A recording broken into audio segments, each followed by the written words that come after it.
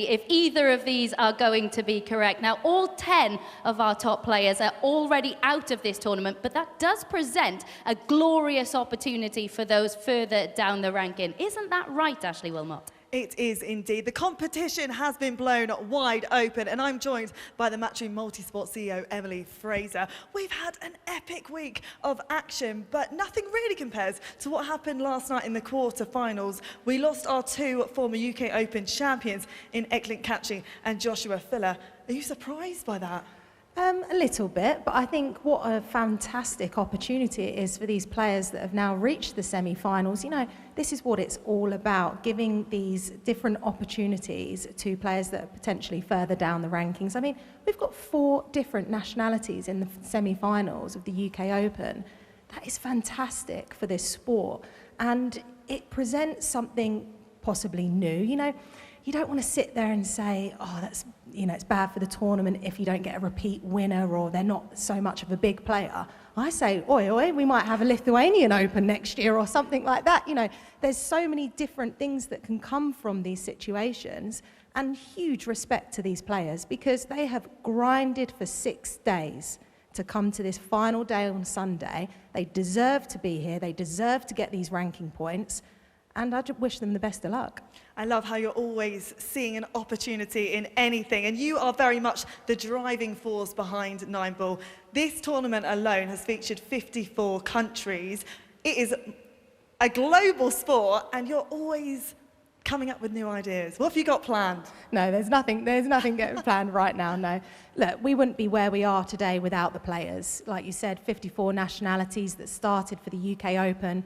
We've got so many different players on our World 9 Ball Tour. We had 128 professionals all sign up to the World 9 Ball Tour in January this year. They made the pledge to Matchroom, and you know, they believed in us. So we wouldn't be here without those players, and I have huge respect for them.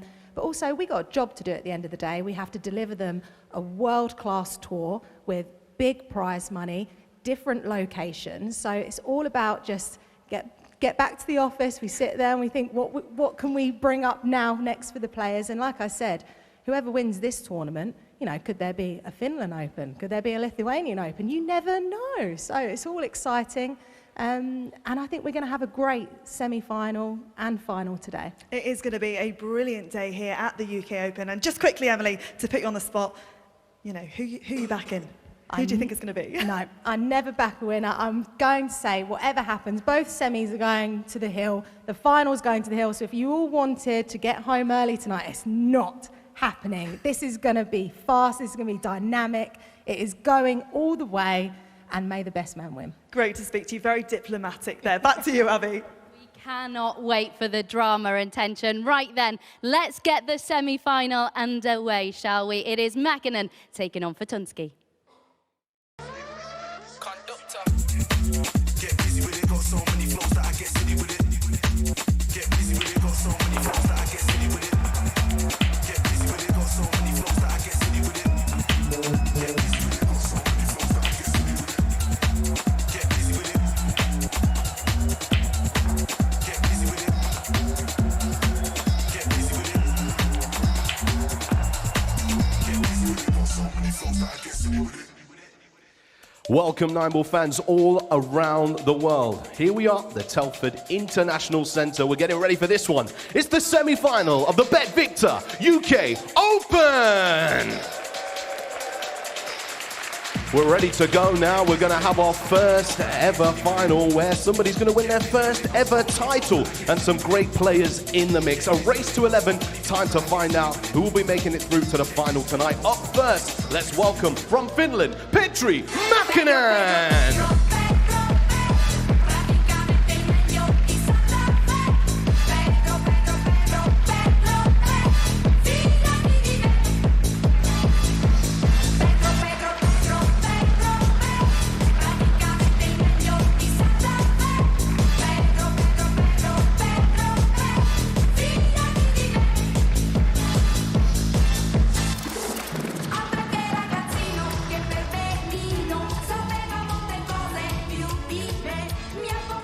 His opponent looking to use his chopping block this afternoon. Please welcome the butcher, Mieszko Fortunski.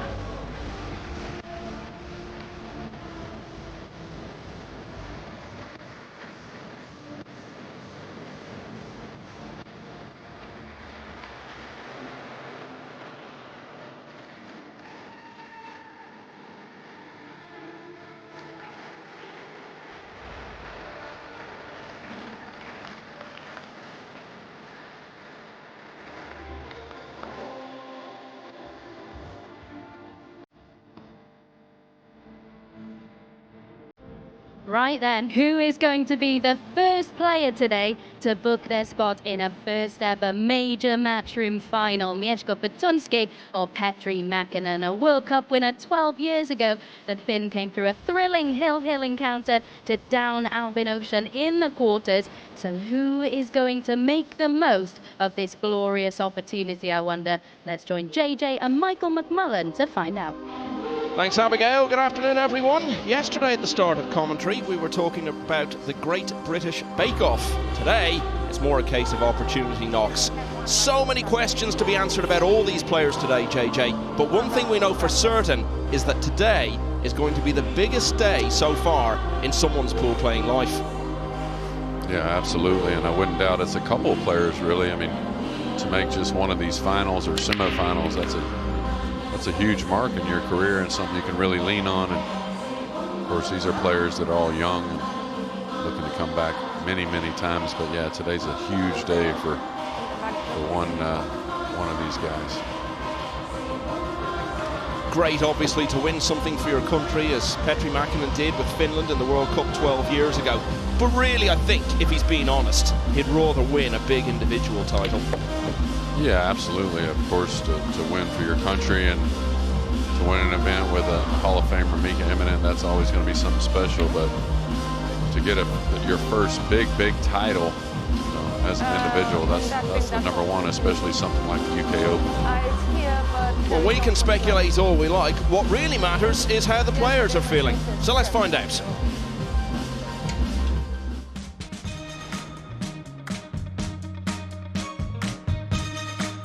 The whole tournament I played well, but that was different match.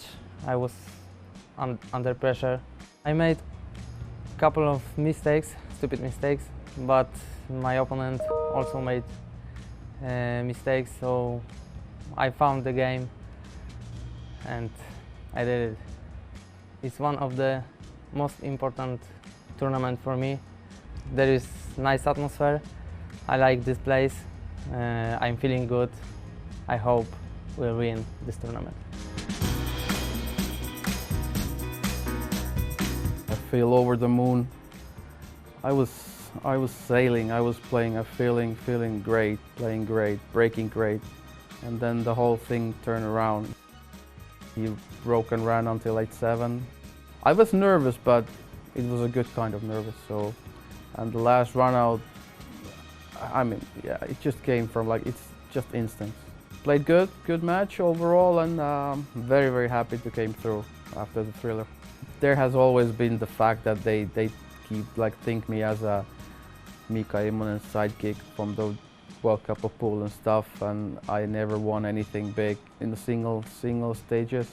I always knew I had it in me, but it's good to get it out and show to the world that I'm a proper player by myself as well. Sounds, JJ, like that's something that's been on Petri Makkonen's mind for the last 12 years, that people gave Mika Immonen all the credit for the World Cup success, and he's been determined since then at some point to prove he can do it on his own. Yeah, and then, you know, probably until you do have that nice win and can really kind of shake that aside, you may think of that at times. And of course, you know how socials are these days. People will remind you of something like that. But Petri's his own man, and he's one heck of a player. And he's a guy that could have won a long time ago. He's taken some time off here and there, but looks like he's back full time now and playing his best pool. Being 35 years of age and having been at this for so long, it might be hard for him, do you think, to avoid a nagging feeling in his mind, particularly given that so many of the big names have gone, that this might be the best chance he'll ever have? Yeah, and that's a real thought and something that can creep in. But you know, he's had a tough road through this UK Open. I think every match, you know, even at the end of that match last night with Albin Ocean where he had a big lead, could have easily had those thoughts as well or something negative, but he stayed positive, shook off a couple of mistakes and got the W. Well, although Fortunski is the less experienced, I suppose, of the two, having not been around as long, although he's done quite a bit in the last few years, feeling is he is the favourite going into this match. So do you go along with that? Yeah, I think you got to put him the favorite just because of you know, where his status has been the last several years, and of course we always talked about him winning an event, being in that limelight, and as talented as he is. But now he's kind of seems like he's free swinging in a sense, and I don't think there's any better player out there to have that kind of feeling going into a semifinal, feeling a lot more freed up. Well, we're so accustomed to turning up to these big events and seeing Poland have one of the biggest, sometimes the biggest representation in the field, and then we get down to single elimination and there are as many players from Poland as just about any other country. But we've said all along, who's going to be the one in this era to break through and win a big title?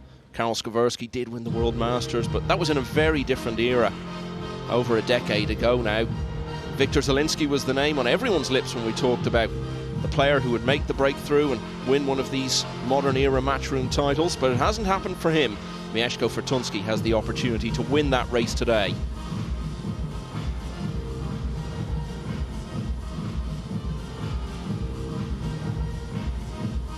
I don't know about you, Jeremy, and you're better equipped to know the signs anyway, but they both look very nervous about this to me, but in a good way.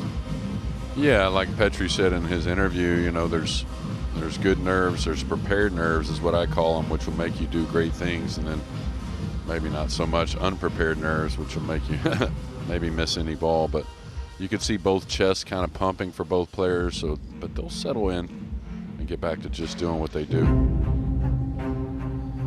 So the practice racks are over, now time for the lag, and then we will be off and running. And it's a slight change in the distance, we're up to race to 11 now. Semi-finals to be played back-to-back. What they're looking for is a place in the race to 13 final tonight.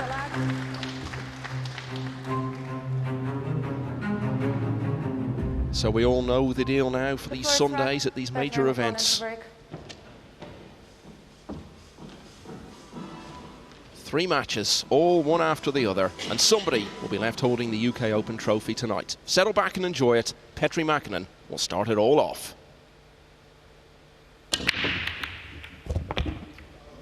Foul shot. Ball in hand. Well, scratching off the break, giving up ball in hand and leaving a quite appetising layout of balls is the exact start you don't want. Yeah, absolutely, especially, you know, one that's definitely on him. There were no kisses on the cue ball there, just maybe a little side spin he didn't want, or maybe a little bit of a thick hit there on the one to start, but did make the one on the side, so there's something positive to think about. How many of these matches have we seen start with ball in hand? We've seen quite a few. Well, last night we saw Eklund Kachi looking as though he'd started with a golden break for the second match in a row and then ended up scratching and didn't get back to the table in the opening rack.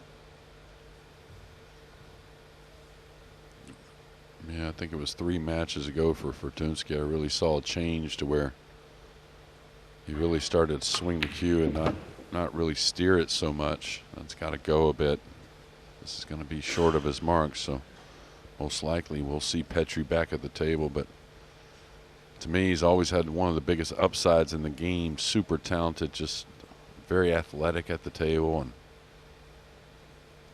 rhythm's awesome.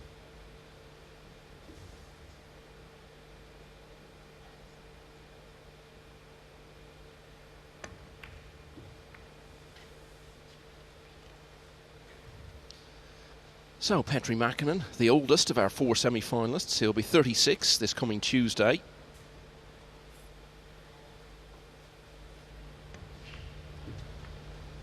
Ranked number 60 in the world. Yeah, I'm wondering It looks like he can get through to a piece of this pink. Extension code. If he can play this with some right spin, I think he can avoid a double kiss and maybe play the bank cross corner. Not a whole lot of options here.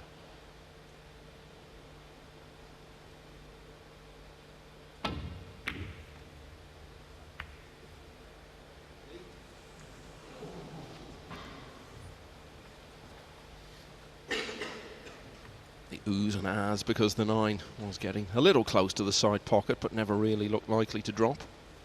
Fortunski is a few years younger, turned 32 last month, and he's number 27 in the world.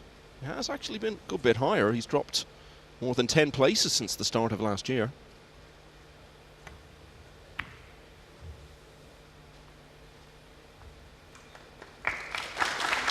Very good shot there. Although very routine, when you get that extra roll out of the cue ball, you cut off this bottom cushion for what would be a pretty easy kick shot for Petri, but now just nestling up on the brown has made things that much more difficult. Hard to get more speed on this that you really want.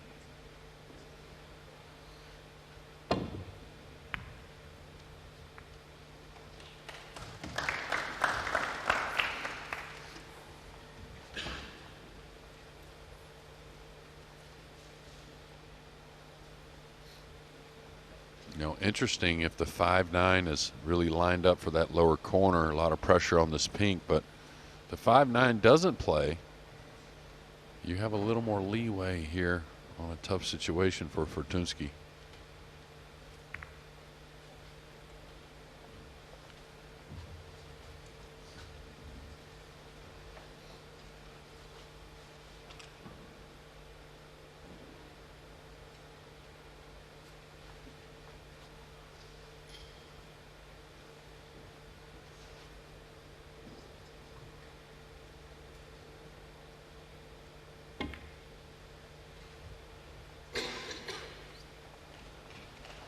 Such a big day for all 4 of them, Jeremy. They're all going to be nervous, I think, and perhaps even more so than they would be if they were up against established winners and top players.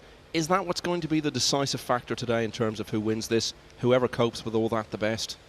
Yeah, probably so. I mean, main reason we've seen leads for the most part hold up here this week, even though a lot of close matches and a lot of comebacks of some sorts. But yeah, I think that's I think there's less nervous if they're playing as a big underdog, probably, Michael. And, you know, you look at it as more of an advantage knowing that, you know, you have 4 players or 3 other players in this semifinal that are players would like to say they're a favorite over. I think all 4 players could say that about each other and the mix of players we have here in these semifinals.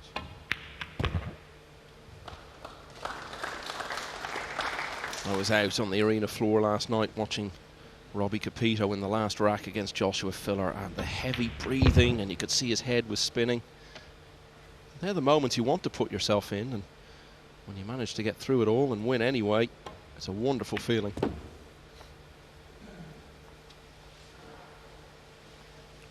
Yeah, Petri, the veteran out of these 4 players in our semifinal, and I think he'll play like a veteran as well, meaning guy that really knows all the shots, all the little safeties. We've seen it already here in game number 1. Very smart with the cue ball. The other semi-final is between 2 players who remain undefeated in this tournament, but these 2 have both lost a match this week. Both had to go through the loser's side. And wherever he was trying to put the cue ball, Jeremy, I'm guessing it wasn't there. No, he wanted another at least 3 or 4 inches out of the cue ball. Now he's got to float this a bit. Normally these are the ones that are a bit more testy when the nerves are running high early in a match.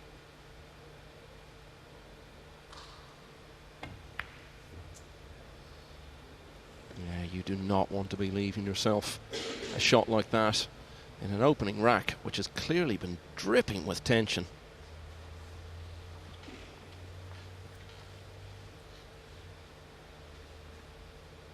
Really, with with about 4 or 5 balls left on the table, you were looking at it and thinking Makkonen couldn't really have reasonably asked for a better run out to win this opening rack. Fortunski now with a chance to steal it.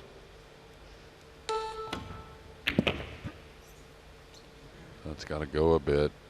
I don't know if this 9 plays in the side, the left side. He's going to have a look at it. It will bank cross side, just in case it doesn't feel good about the pocket it's near, that being the 9 ball. These are difficult because you want to ease it, but then you may get a little bit of a kick on the 9. Ooh, man, I don't know. Fairly sure Fortunski doesn't know either.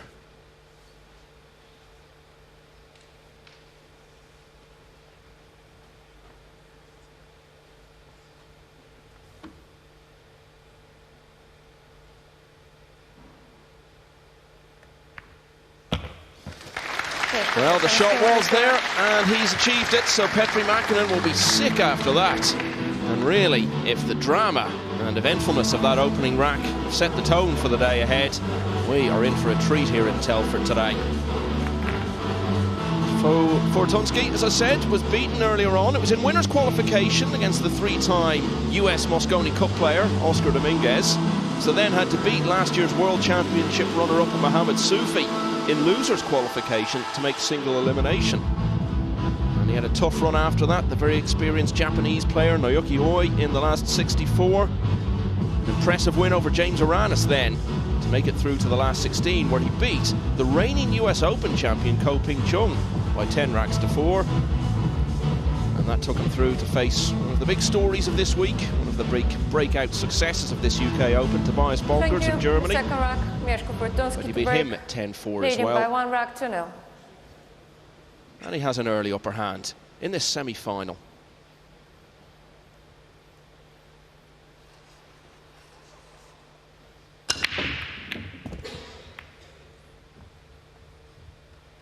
Saw a chap in the front row there wearing a Southampton shirt. Fair bet he'll be heading off looking for a TV between sessions ahead of their colossal match later.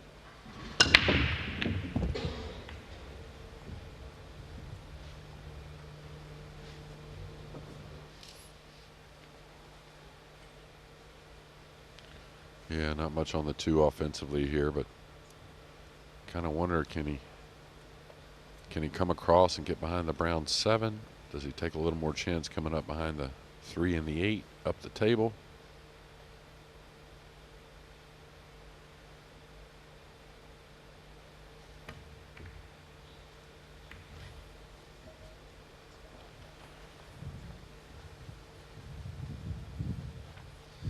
Makkonen's defeat also came in winners' qualification against Duong Kwok Wang, who won the Scottish Open from a stellar field in Glasgow last weekend. He had an impressive victory the round before that against Michael Feliciano, who was in 2 ranking finals last year. So he had to beat his fellow Finn Jani Uski after the Duong defeat to make the final 64. It's going to be a bit much. Maybe a little amped at the moment.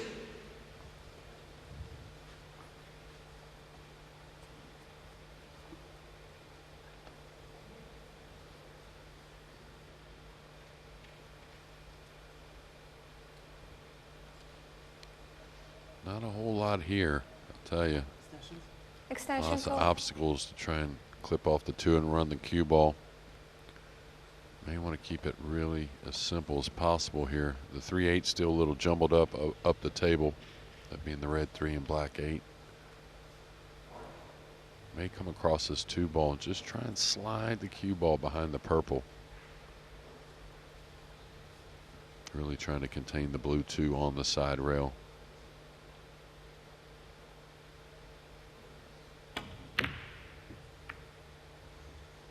He was chasing the 9 there, Michael. Yeah, I thought that. So as I said, Makkonen had to take the long way round to make single elimination. In the last 64, he beat Eklund Kachi's younger brother, Claudio. He's establishing himself as a player of some reputation. And what a run he's had since then. Beat the world champion, Francisco Sanchez Ruiz, in the last 32. Followed that by beating the experienced American Skylar Woodward. And then that dramatic quarter-final where he had the 8-3 lead over Alban Ocean and eventually got through in a hill-hill finish.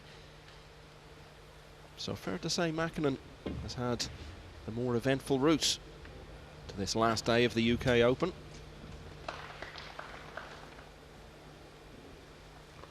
Well, the time I spent watching Petri the most was at the US Open back in the day. He used to come play it quite often, and US Open was always tough conditions. So didn't surprise me with the tough pockets this week. Of course, him getting some wins under his belt early, and he's made this deep run. Well, it was at the US Open that Makkonen really first came to international attention, all the way back in 2008, where he finished 17th. Now, it was a different format in those days, but let's say that's basically the equivalent of a last 32 finish under the current way of doing things. So that was some 16 years ago. Been around for a long time already.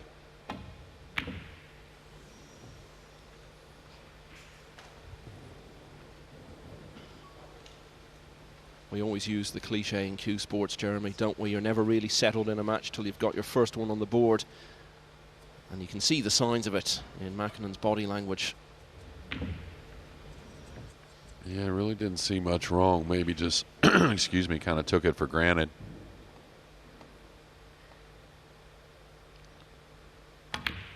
You can see in his face, though, how desperate he is to get stuck in. Knows he should have won that first rack.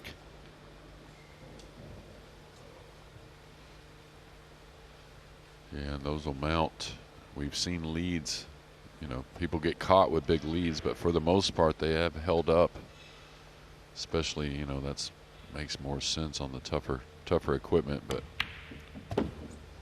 definitely want to get on the board as quick as possible. And again, Fortunski, all the skills to really sit you down for a few games as well.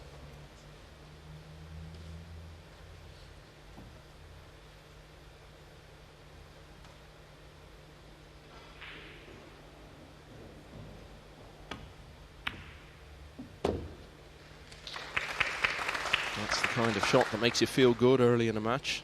It's not the first time he's been in a big semi-final. First time he's done it in one of these big field open events, but he did make the last four at the World Masters 2 years ago and beat a succession of top players to get there. Jason Shaw, Lucius Yap, Francisco Sanchez Ruiz, who was just starting that wonderful 12 months or so that he had.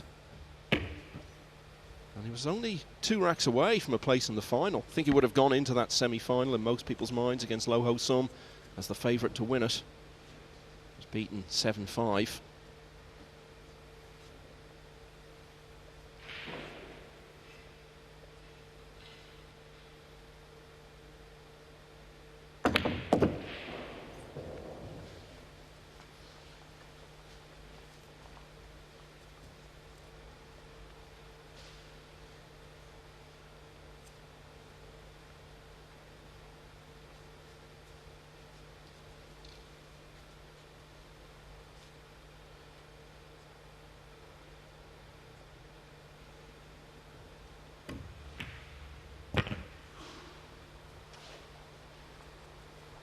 Pretty clean work here in rack number 2, that's for sure, after a very unexpected miss on the blue 2 in the middle for Petri. But does anyone just swing the cue more naturally than Fortunski? It's just really an extension of that left arm. Makkonen could have won both of the first 2 racks. Instead, he's lost them both. Fortunski leading 2-0. And you know, you were talking the other day, Jeremy, about the importance of enjoying it while you're out there, and the more you enjoy it, the better you play. And although they both looked very nervous at the start, even in that rack, it looked to me like Fortunski was already starting to enjoy the occasion a bit more. What did you think? Yeah, I totally agree, Michael. And you know, he's just a guy that is so natural. You know, he kind of enjoys making balls, really, and that's the basis of the game, and that's really what's going to win events. Yeah, that's the run to the semi-final that I was talking you through earlier. All started on Wednesday morning with that win over Adam Humphries, and then saw off another British player, former snooker professional Fraser Patrick from Scotland.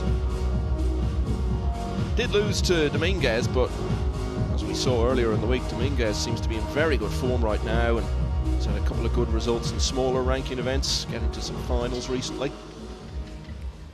The third rack, Mieszko Fortunski to break, leading by 2 racks to 0.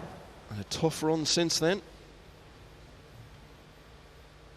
taking him to a semi-final, which he has started quite nicely.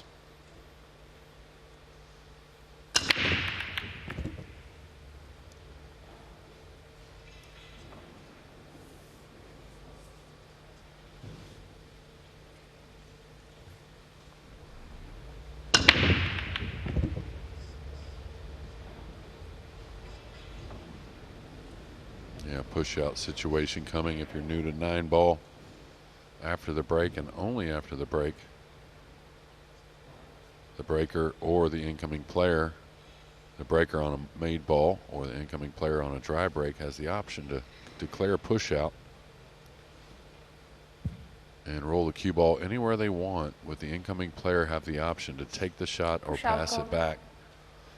I'm thinking about the way this match is starting. Of course, we know nerves are high, right? Just wonder if, like, you may consider challenging Petri on an offensive shot more than maybe giving him the option to play some type of savvy defensive shot, which he's going to be more comfortable doing at this stage. Like here, the double bank on the 2, run the cue ball 2 rails, maybe behind the 9. It's definitely not going to pass this, I wouldn't think anyways. And there's not the pressure of, you know, pocketing the ball, right, after a couple misses.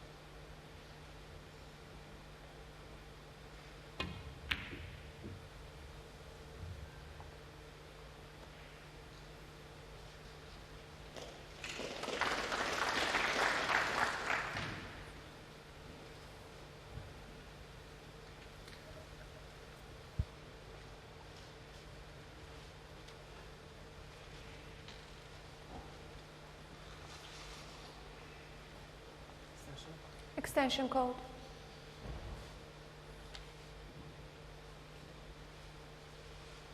You know, we're getting into that part of the year now where the big events are just starting up in terms of ranking points, and of course that all leads to trying to get into the teams for Mosconi Cup and now the Reyes Cup as well. And really, with the points on offer and the way the prize money is broken down, if you can win one of these events, won't get you in the team on its own for either of those, but it'll get you pretty close. You only need a half-decent run for the rest of the year then to make it, so huge opportunity for all of these players. Capito now, of course, has the Reyes Cup to think about, with Asia set to take on Europe in the inaugural staging later in the year. Well, Makkonen so far in this match has just been desperate for something good to happen to start registering in it. And this shot has given him a chance to do that. Yeah, this is kind of what I was talking about, Michael. Instead of letting him play the safety and maybe get offered an easy shot to get the run started, after a couple misses here early and you know nerves are high, maybe would have thought about, if I was Fortunski, pushing out to more of a challenging, tough offensive shot that you got to figure Petri can't give back with Fortunski so good offensively. Decent opportunity to get one on the board. But conversely, it's one of those where if he doesn't take the opportunity and makes a bad mistake, it's only going to add to his anxiety early on in this semi-final.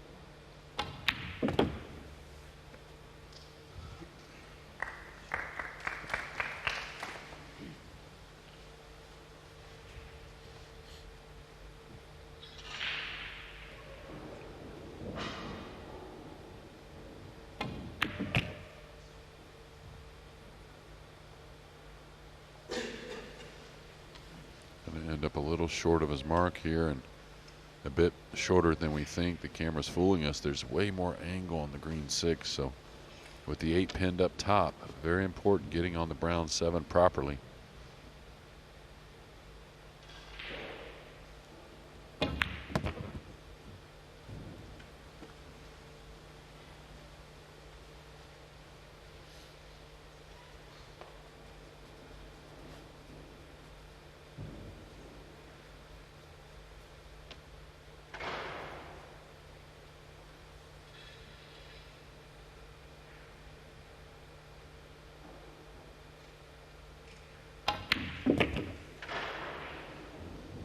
great strike on the 7 to the pocket, but way short here on the 8.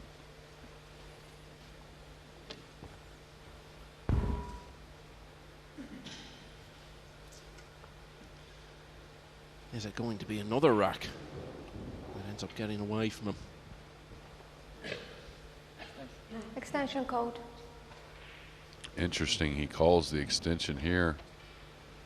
Pretty obvious he's going to thin off the right side of the black and run the cue ball. And tell you what, I'd like to have saved that extension for what I see. Fortunski returns here may end up in a funny spot, so we'll see.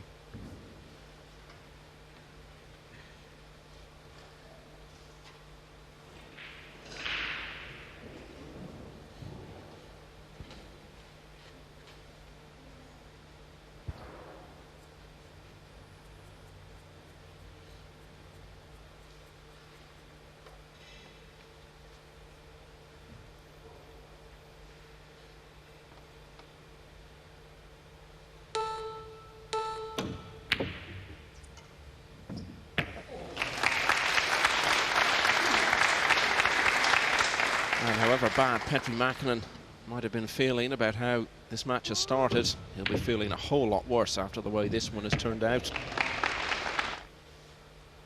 Fortunski attacked the opportunity. And with the 9 to the middle, a player who may well have been 3-0 down is instead 3-0 up. Fortunski off to a very fine start.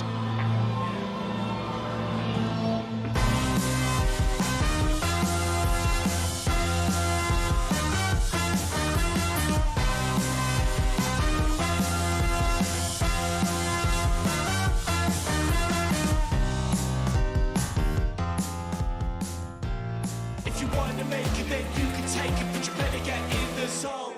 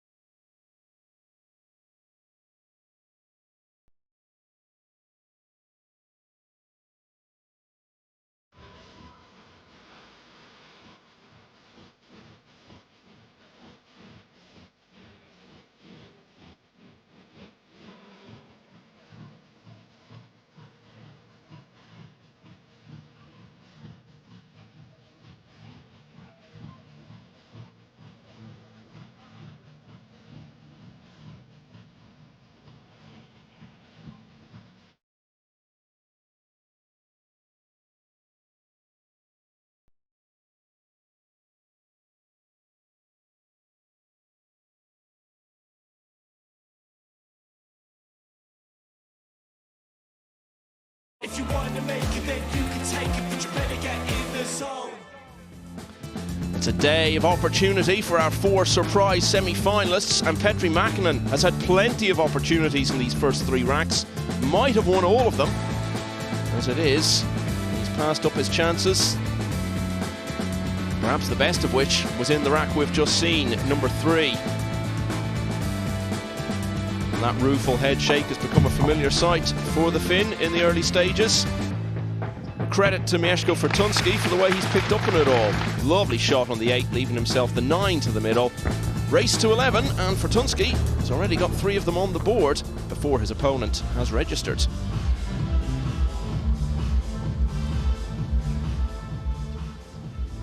Thank you, rack 4. Mieszko Fortunski to break, leading by 3 racks to 0.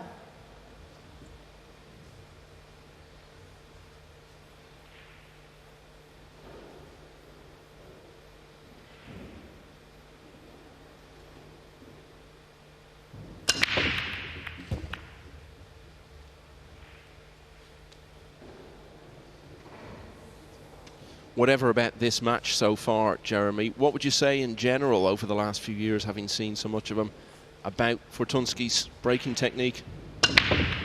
Well, just like a handful of players that out here on tour that no matter the breaking format, he always figures it out. Again, breaking the balls has never been too much of an issue for him. Again, with the cut break, it's going to be a little inconsistent here and there, but he's always been solid with the break.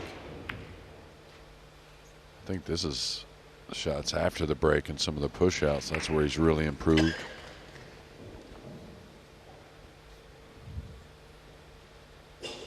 The World Cup of Pool is really the tournament Makkonen is synonymous with. Made his debut in Quezon City with Mika Immonen in 2011. Lost to India in the first round, but it was a totally different story. The following year in Manila, beat Korea. Then they saw off the holders Germany, the hosts the Philippines. Extension USA call. pairing of Shane Van Bonen and Rodney Morris in the semis, and then won the final against Poland to become World Cup champions.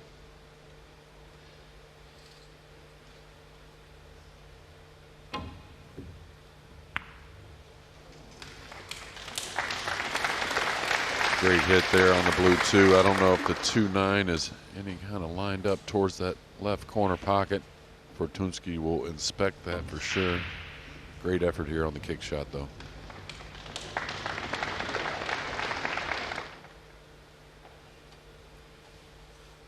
How did the 2-9 possibility look to you from that overhead angle, which usually tells us a bit more? It looked like if he came underneath it, possibility of throwing it upward, but oh, look at here, there it is. Oh, wow. That's one for the highlights reel, and it's been one highlight after another for Fortunski so far. Wow, Petri Makkonen must be thinking, when is this going to start turning my way a bit? Yeah, you'll notice he got underneath that blue 2 and he made the ball throw upward, recognizing it needed a little help. The 9 ball did, and that was hit perfectly.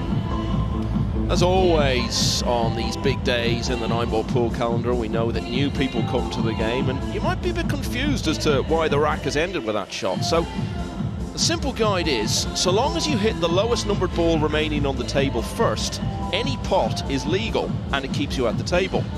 The winner of each rack is the player who pots the 9, irrespective of what other balls have been potted, which sometimes sounds a bit crazy to people, but then you see it in action and you understand it more, particularly when you see it played at this level.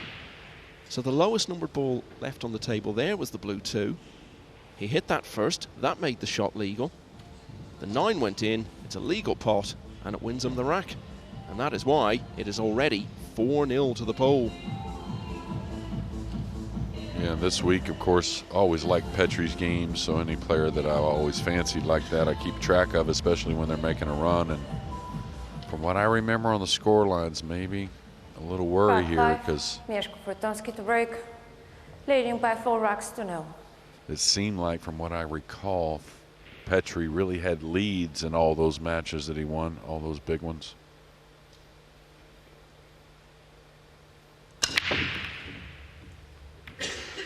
Yeah, getting a little 9-ball movement still, and saw that yesterday. Saw a lot of dry breaks behind it. Something else that people new to the game might be wondering about is this template that you see being revealed there, and then it's always removed after that by the referee. So what is the purpose of that, if you could explain to us? Well, just to try and do our best to take any human error out of racking the balls for the referees. The template gives the best chance to get a repeatable rack, you know, from game to game between player and player, and you know, it's just it makes everything a bit easier. We're racking the balls with the triangle. You know, you can get them pretty good and sometimes perfect, but very hard to be consistent with it.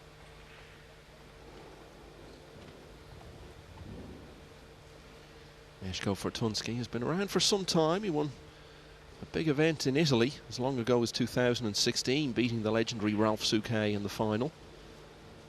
It was 2019 when he started to come to international attention, pushed Shane Van Bonen hard at the US Open, beat some good players, Souquet again and Corey Jewell, and was one rack away from making the 16-man single elimination stage, only just beaten by Wu Cha-Ching, who went on to come within a few racks of winning the tournament itself.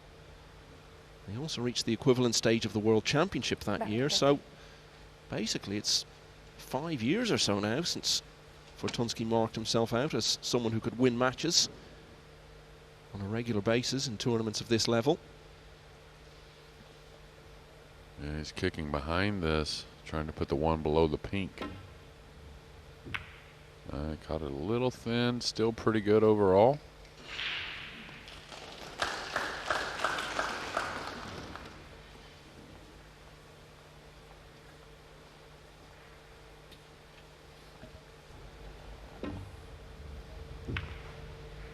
Nice kick shot from behind. You see the players play that quite often. Kick and stick is what they call it.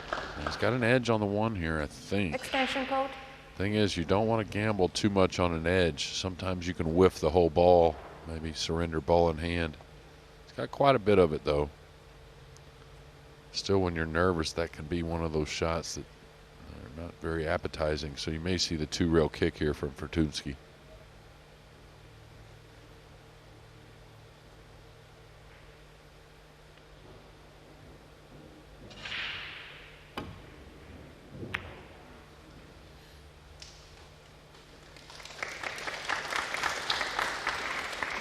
Fortunski's clicking on all cylinders at the moment.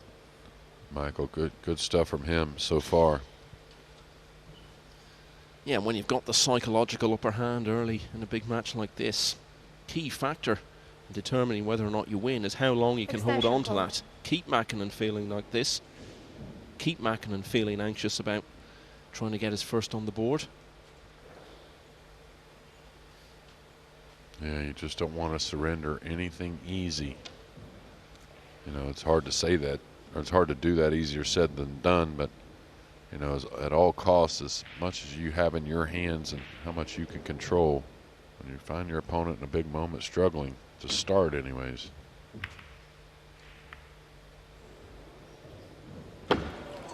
Well, this is becoming a bit of a shocker for Makkonen.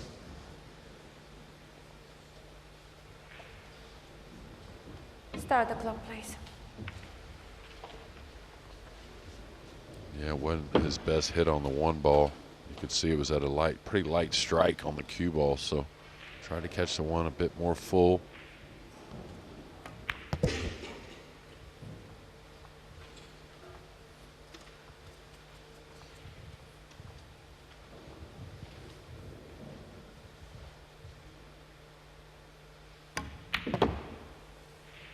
It's a feature of the times we've lived through in recent years that we often talk in different sports about players whose progress was going so well and then stalled completely by COVID and the sporting world shutting down. And since then, for players in that category, it's been a challenge of trying to pick up from where they left off. Fortunski certainly did in 2021 when things opened up again. Got to the last 16 of the game's two biggest tournaments, the World Championship, where he pushed the eventual winner, Albin Ocean, quite close. And also at the US Open, before losing to another well-known Austrian, Max Lechner.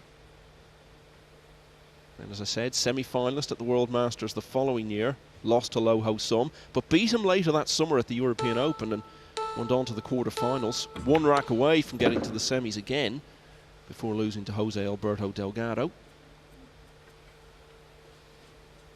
So he's never really gone that long at any point in the last few years without having a decent event or two.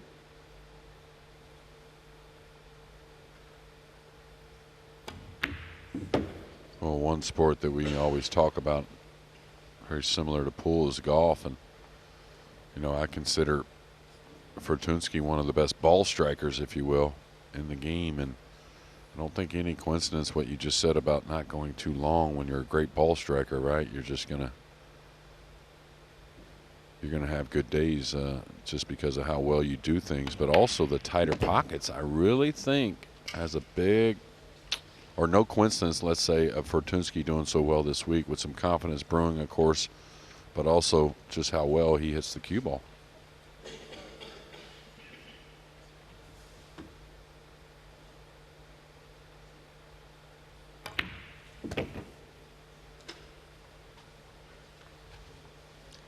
Well, although the game of pool is never easy, Fortunski at the moment probably can't quite believe the lack of difficulty he's finding in building this lead. His opponent is really struggling.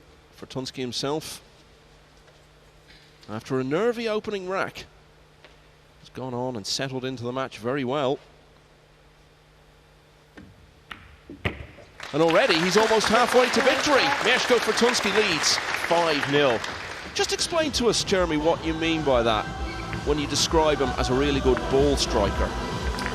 Yeah, he's just very clean on contact, very fluid stroke, moves the cue ball very easily, you know, gets a lot of power easily. So just the whole package of it, it's just a very straight shooter overall. And I think he just hits the heart of the pocket a little more often than most. The thing for him, player of his ability and dedication, who's done well in a lot of big tournaments, it's very different to Makkonen and what we were talking about earlier. Fortunski must know that in all likelihood he'll have more opportunities. Of course he wants to take this one today, but he's relatively new to the international stage. This is already the second major semi-final he's been to, so there isn't quite the same feeling of it's got to be now. No, and I don't think he carries that with him anyways. Thank you, rack 6. Mieszko Fortunski to break, leading by 5 racks to 0. You know, I think if we look at that Whirlpool Masters semifinal we had a couple years ago, you may have thought in that moment, yeah, he may be thinking now's the time. Yeah, you'll see again, the 9-ball moving out of the rack, and you're not going to get as good of openings when that's the case. It's not something that happens very often, but it's been a bit here. I don't think this is dressed up any better, or could have dressed up any better for Mieszko. Very handy rack. The green 6 may be a problem later on, we'll see. I'm sure he'd be the first to acknowledge that last year, 2023, was not quite the year he would have hoped for, given all the progress he'd made in the previous couple of seasons. But again, he still managed to find one deep run in one of these matchroom events last year, and it came in this UK Open. Beat Max Lechner and Shane Wolford along the way. Got to the quarterfinals and was eventually beaten by the defending champion Joshua Filler down at the Copper Box in London. Also at a good European Open last summer. Last 16 there. Again, it was Filler who beat him.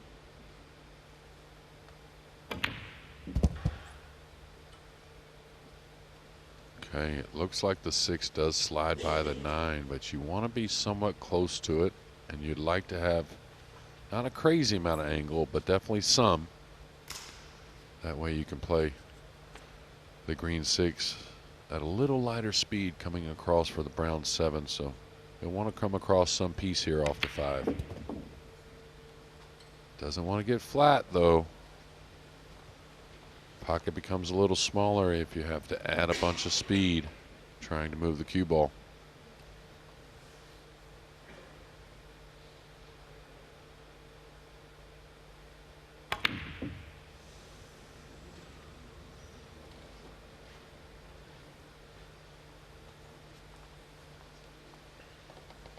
Well, Petri Makkonen may well have been sitting in his chair praying for a good opportunity.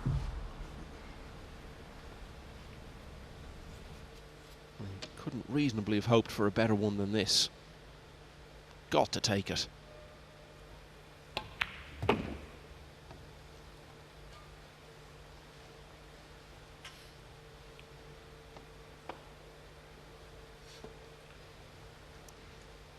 Might come back for the black in the right middle. Could come across for the corner.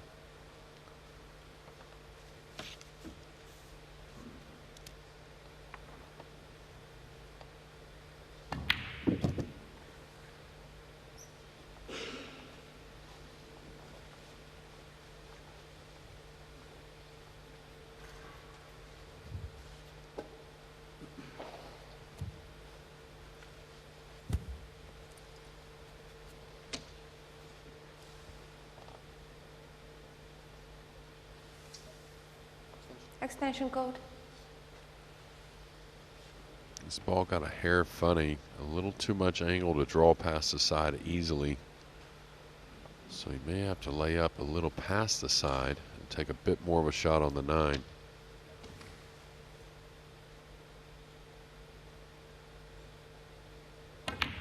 Oh no, oh no, and that was just trying to get a better shot on the 9, maybe fearing a little more distance to get that first game on the board. And what he'll now be fearing is the worst. There's always that little bit of unpredictability, isn't there, when the ball is in the jaws of the pocket like this and you're coming in and out with the cue ball from distance. So that really is Makkonen's last little bit of hope in this rack.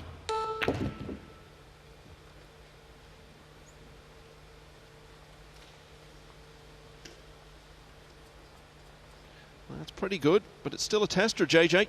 Oh, absolutely. That's the difference in the pockets on the WNT these days. Is you can't take any shots off.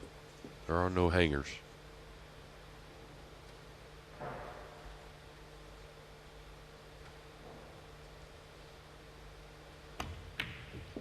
It's yet another rack that Petri Makkonen could and probably should have won, but it's also yet another rack that he's lost. Mieszko Fortunski has taken all of the first half dozen.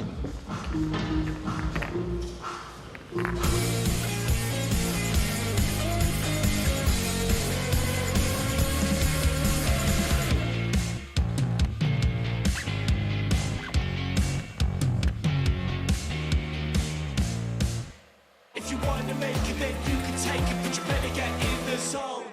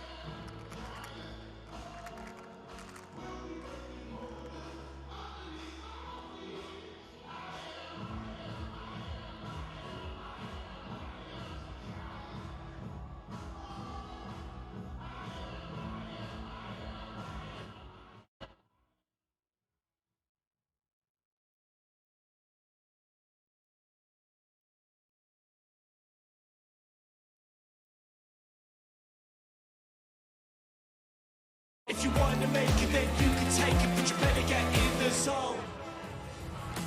Welcome back to Telford. Well, if you fancy something away from sport, you can watch Will Ferrell and Jamie Foxx star in the latest Sky Cinema comedy Strays, which is available now on Sky Cinema. But back here, well, it's turning into a bit of a nightmare for Makkonen in semi-final number 1, isn't it?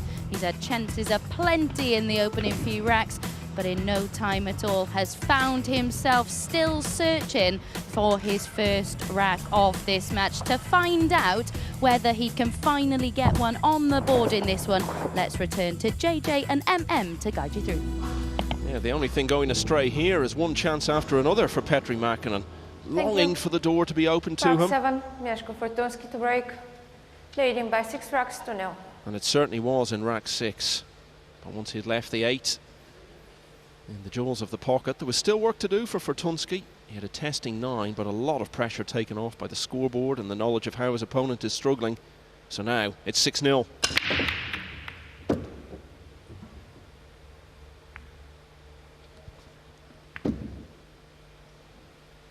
He's made 2 on the break.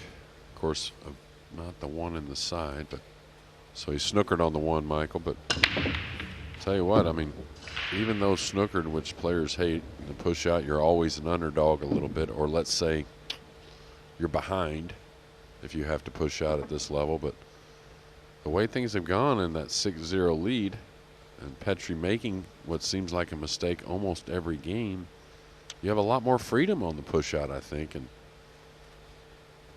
again, just don't push out to something too easy.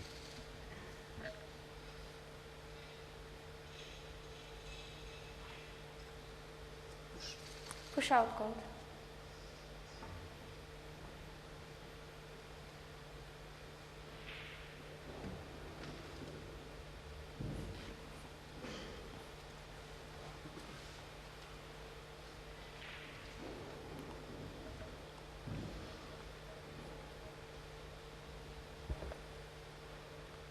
Looks a pretty natural shot here. There's a couple options. I don't know if he likes it, but he could bank the 1 back at where the cue ball's at, travel a couple rails behind the purple. That lays very natural. Could chop the 1 a little off his left side of the 1 ball and run the cue ball back up table, kind of playing the 1 underneath the 9. I really like going behind the 5 here off a couple rails. It's hard to recognize when there's traffic, but it looks okay. Looks like he's going to play to run the cue ball back up table using the 8.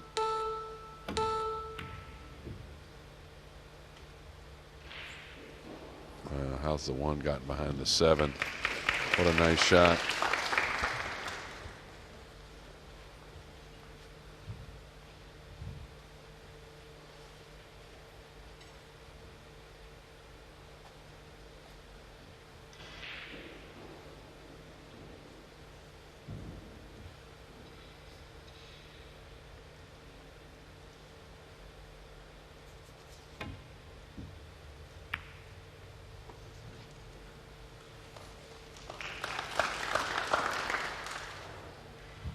Fortunski, part of the sizable and strong Polish contingent on the tour, and of course we were in Poland last year for the World Championship.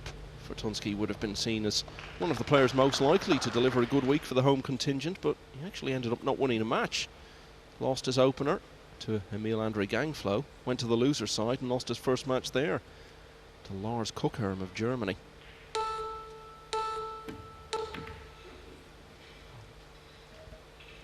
That's a little light. I thought he'd play on the thinner side of the 1, just running back behind the 2 and 3. Let the 1 come carry up a bit more up the rail.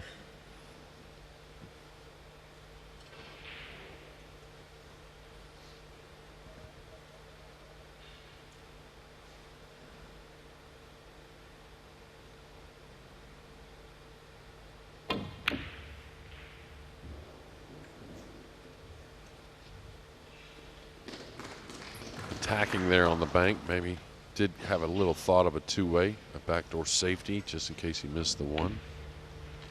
Maybe also trying to get his campaign started a little different way, right? Try and bury a big shot, get some confidence brewing. Extension code.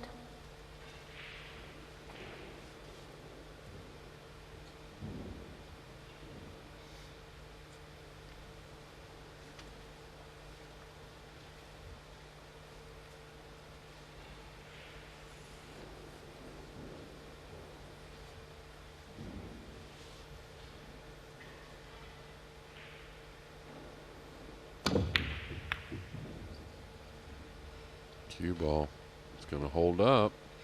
It's going to give up a shot, though.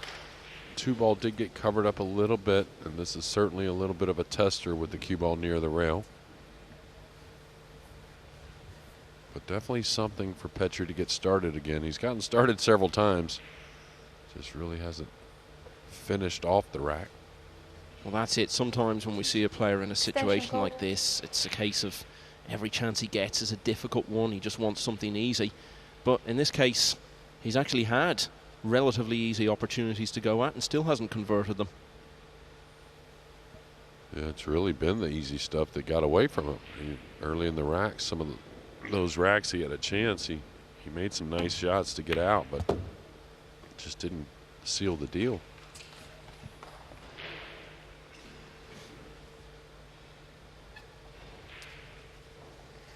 Talked about that World Cup success earlier, and it was the start of a really good run for him as part of the Finnish team in that event after they won it in 2012. They were in the semi-finals for both of the next 2 years after that.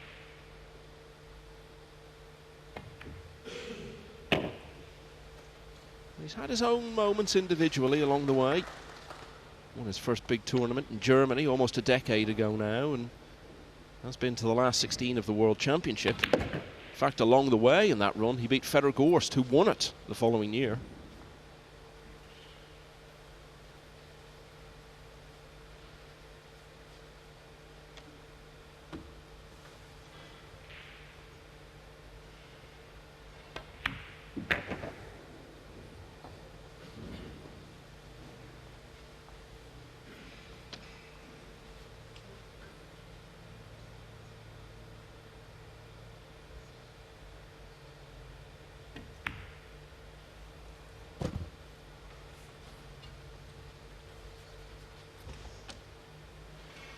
Well, this will be a decent effort if he finishes them out.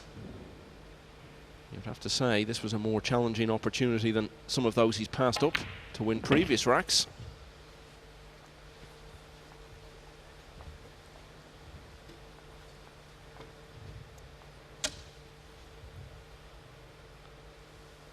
This needs just a bit of attention, though. Petri Makkonen powers in the 9 and finally gets his first rack. He's still a long way behind, though. Fortunski leads 6-1. And speaking of the World Cup win back in 2012, as we've said, Makkonen's partner was Mika Immonen. There was some very concerning news about him, Jeremy, towards the end of last year when we heard he'd been diagnosed with cancer. But the news lately is very good on that front. Yes, I think as of now, a full recovery and, you know, back to playing some pool. Played the Super Billiard Expo, I believe, a few weeks ago, and I think he's in China now at the billiard show there, a huge expo there in China, and doing his thing. I think he'll be back out here on the World 9-Ball Tour before we know it. Yeah, star of many Mosconi Cups, US Open champion, World Cup winner with Makkonen back in 2012 in Manila, as we've said, and still a very competitive player. Over the last couple of years, he'd still had some good runs in tournaments. Of course, was on the wrong side of one of the most famous turnarounds in the game's history. Trailing by 6 racks to 1. When Shane Van Boening won all of the last 8 racks to knock him out on his way to the world title 2 years ago. Okay, Makkonen at last has something to build on. And may have a bit more. Well, that's what you need when you're 6-1 down in the semi-final. Golden break in the side pockets. And all of a sudden, he's only 4 behind.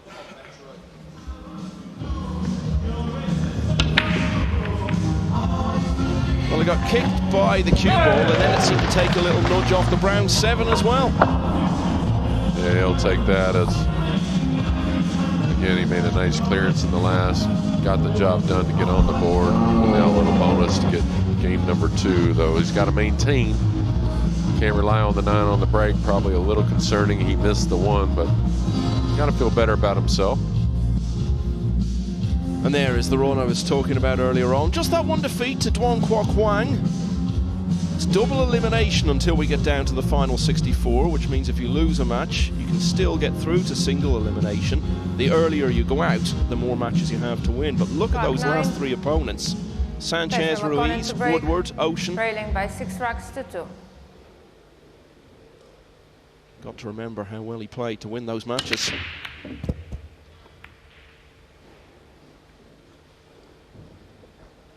Well, he's going to get another chance to put one on his side. I think this blue 2 is definitely playable.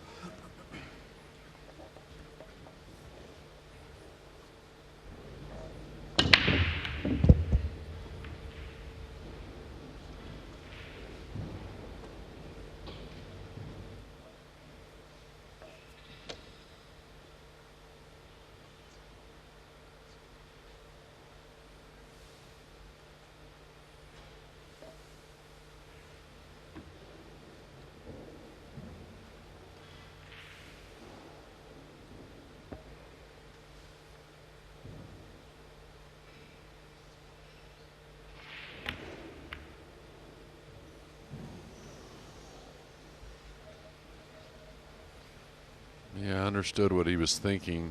Maybe tried to play it a bit too much up the rail, catching the 8. He wanted to play the cue ball, 2 ball off the rail and then glance off the 8, but again, maybe just a bit far up the rail, caught the 8 a little too heavy. And of course, with these deep shelves here at the UK Open, that 2 ball sits.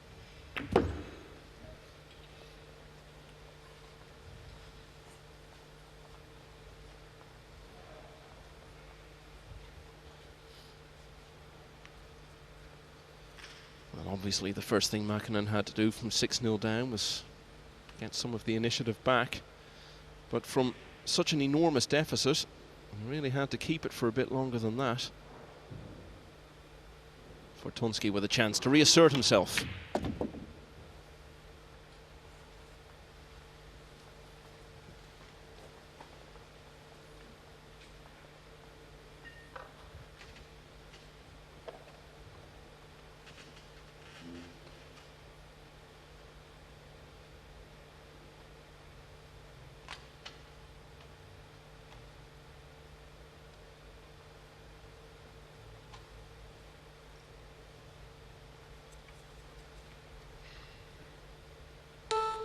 Extension code.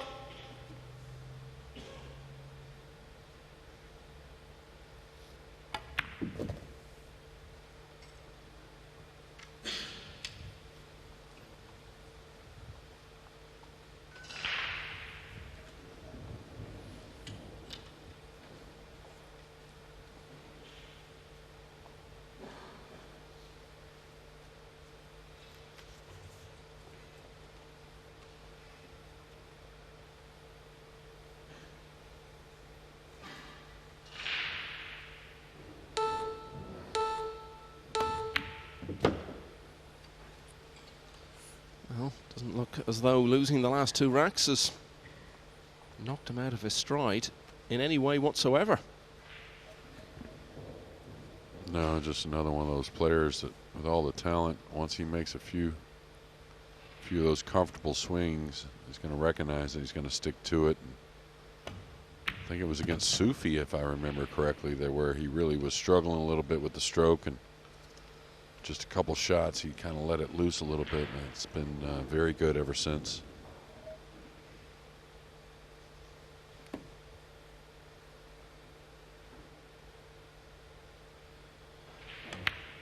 That's the thing about these events, isn't it? 256 players in the field. Even if you aren't playing great at the start, so long as you can find a way to stay in it, you have so many matches to play your way into form.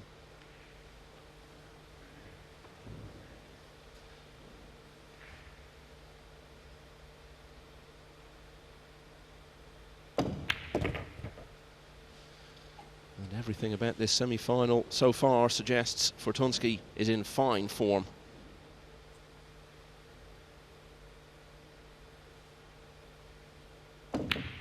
Makkonen's golden break made it 2 in a row for him. He had an early chance there, but it didn't turn in to a rack-winning opportunity.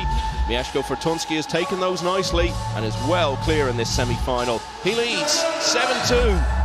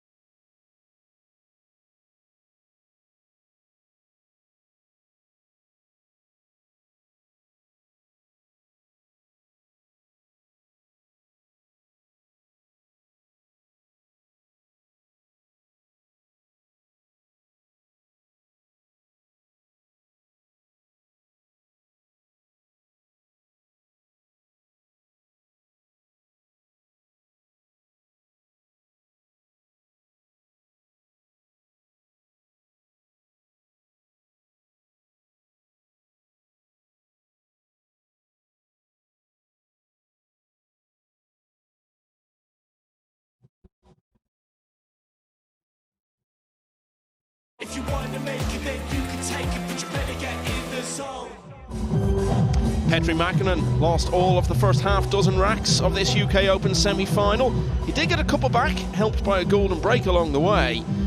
But when he gave Mieszko Fortunski a chance to reassert his grip on this match, the Pole took it very, very effectively. And so at 7-2, Fortunski might be starting to see to break, leading by 7 racks to 2. A place in tonight's final appearing on the horizon. 4 more needed.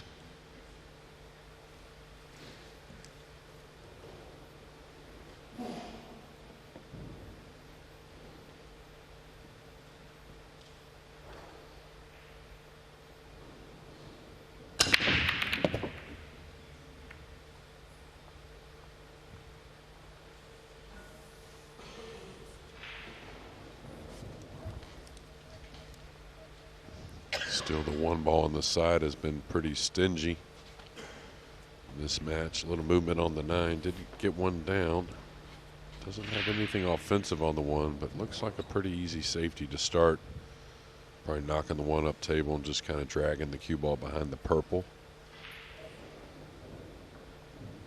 Yeah, you wouldn't have thought you'd lead 7-2 in a major semi-final without having had a break and run yet.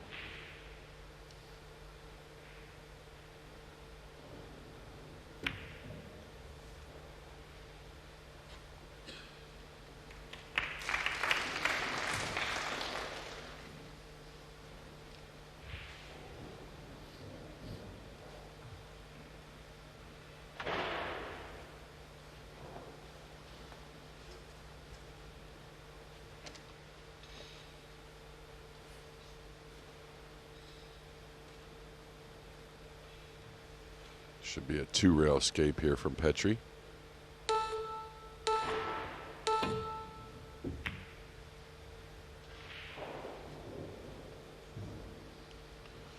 Yeah, pretty good effort there and a great hit, but it's going to give up a shot to Fortunski, and not easy going on the side. You got to figure it's the side here. It could be the corner, but definitely a playable shot. It's got to ease it a bit to hold the cue ball off the top cushion for the red 3. But definitely in position to lengthen this lead.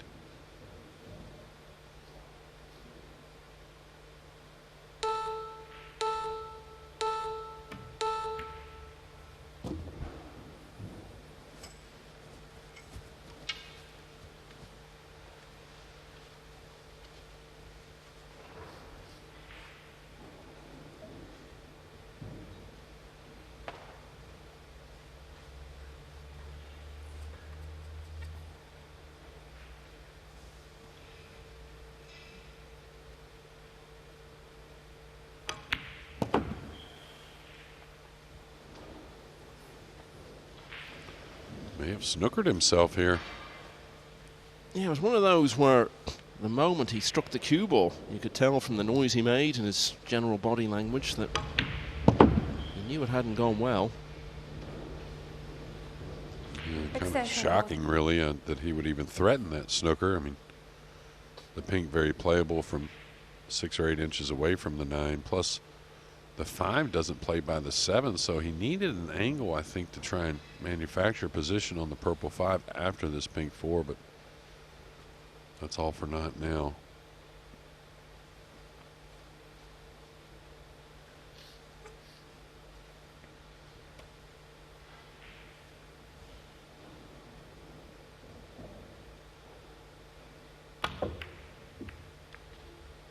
Cue ball's going to end up behind the 9. How's he going?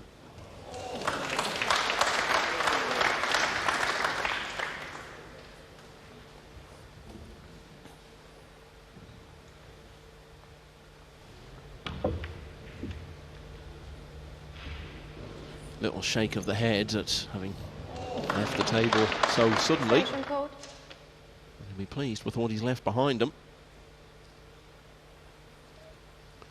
Yeah, Petri, who kicks at the ball really well, really needs to kick one in here.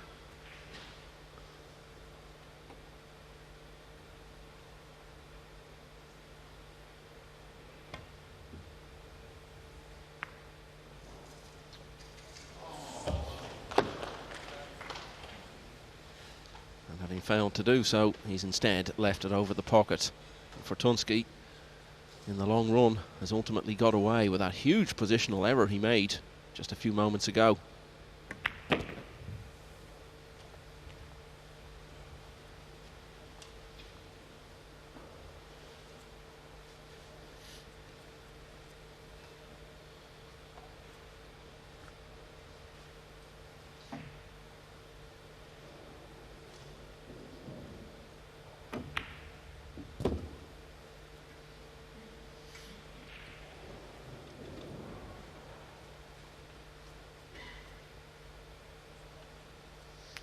Yeah, not a whole lot here. You can see he's in pretty good position, just maintaining. I like to draw one rail, get somewhat close to the 7. You don't have to get right on top of it, but you definitely don't want to back off too much. Thought he'd draw the ball a bit more there.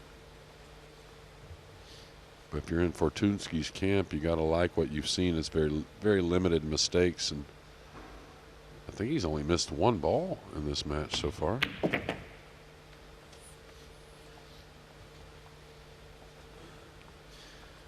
Yeah, and that's just putting so much more pressure on Makkonen, which is the last thing he needs, because he's seen what's happening.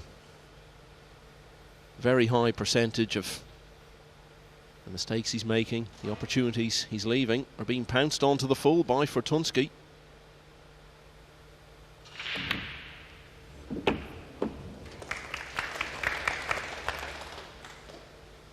Didn't want to roll the 8. Don't blame him. Put a little more stroke on the ball, end up a little thinner on the 9, so one he has to pay attention to for sure. Mieszko Fortunski had a 6-rack lead at 6-0. Petri Makkonen got a couple back, but Fortunski has now made it to 6 clear once again, and he's now only 3 away from the final. The way this is going, Jeremy, he could have a very long gap now before the final, and some people might say, oh, that's great, he can go off and have a bit of a rest.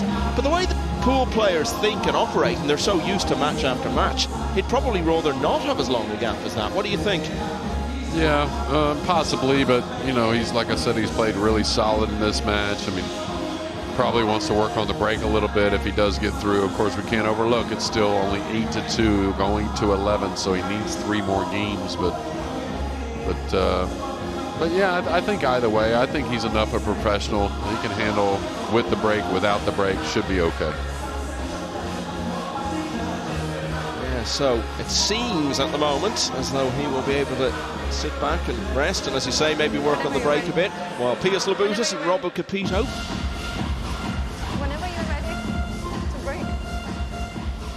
Thank you. Are slugging it out in the second Rack semi-final. 11, Mieszko But not over Fortunski yet. to break. Leading by 8 racks to 2. Can't let up.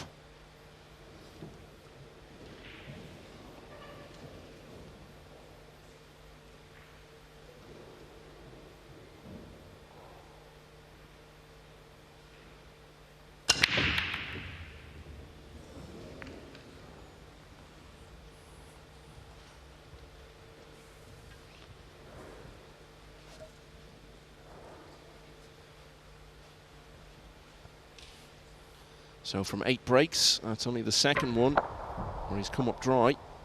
The 9 wasn't far away. No, not far at all. And Petri not far away from this 1 ball, but nasty angle on it. And 2 ball back down table. Wonder if he's just going to play a safety here. You know, can get a little frustrating and want to maybe play a low percentage shot and trailing so badly at 8-2. He's trying to get him on the 7-9.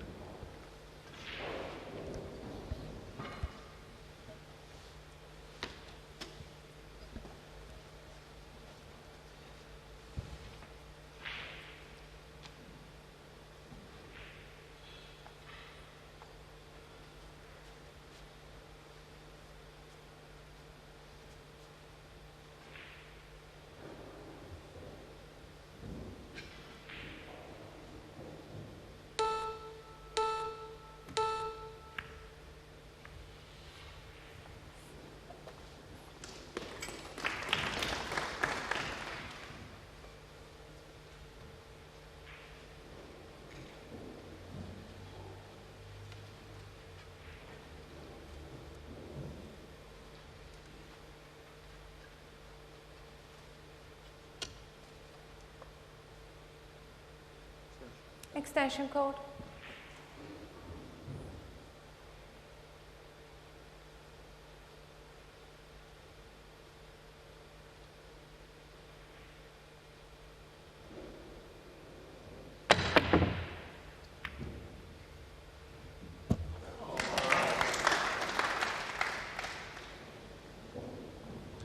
Well, not a huge amount has gone his way today, so don't think anyone will begrudge him the good fortune there. Not really sure it's going to lead him very far. What are his options here, JJ?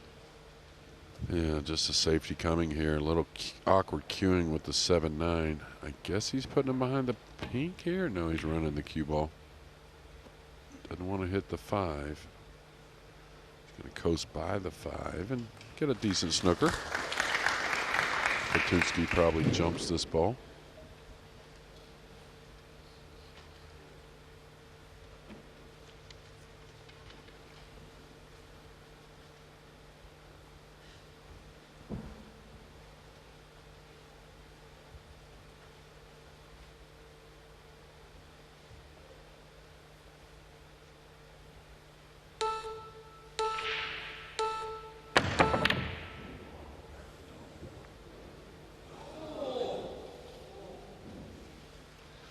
Even the additional nudge wasn't enough to help the blue 2 over the line, as it were, and into the pocket.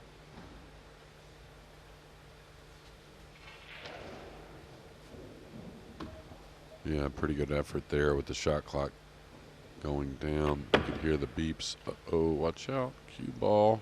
It's going to be okay, but it's going to be difficult to get on the 4.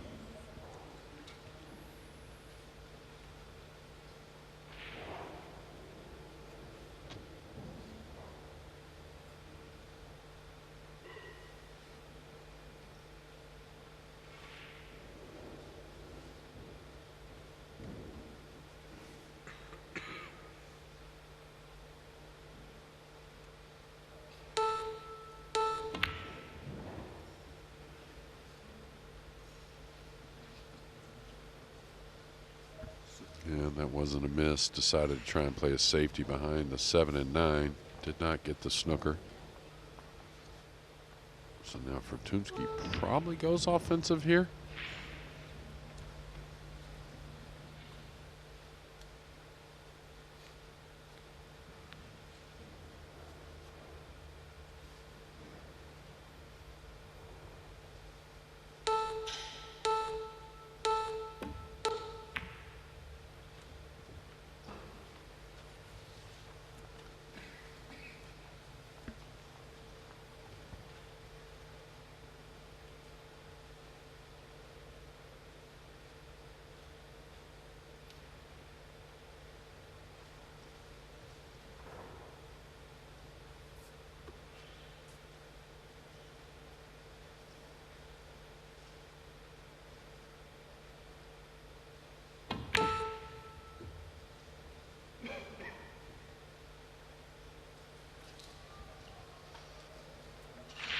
Man, that shot confuses me, and I'm not sure what's going on in Petri's head there. I don't think he was playing the bank. You wouldn't think so with the pink 4 stranded at the top rail and the cue ball, of course, naturally coming down to the bottom end.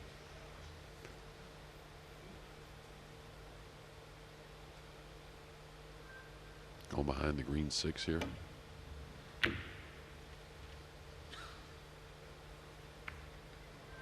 He's opened the door a little bit. Nothing easy on the red 3 to not only the shot itself, but getting back into position on the pink up the table. I think the 3 definitely plays. Dez will be right on top of it.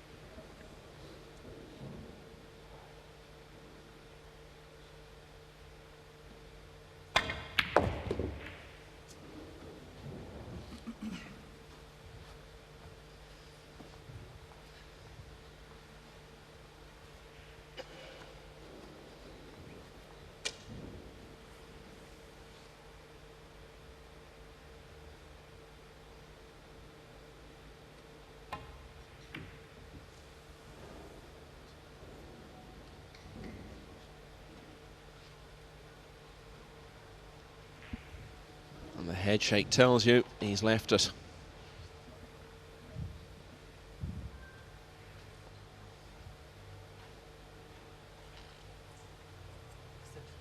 Extension code.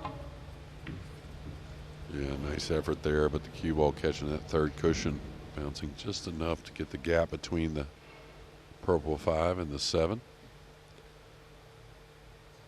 This is really what Fortunski does best, with a little power, having to work the cue ball.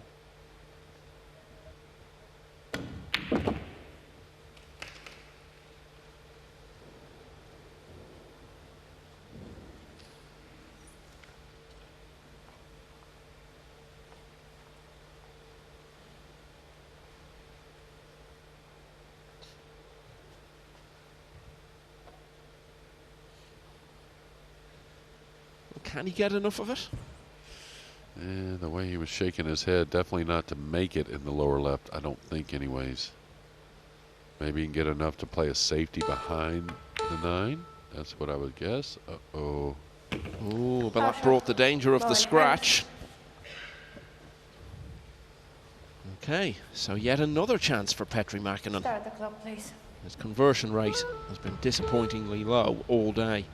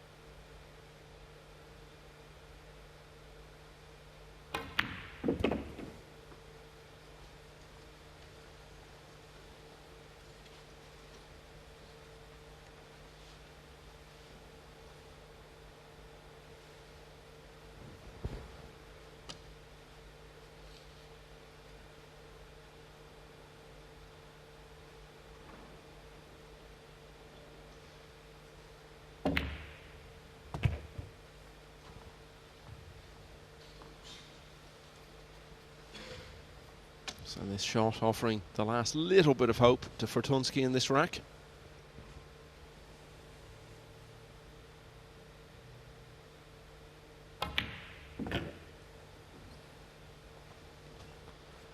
And that should be that.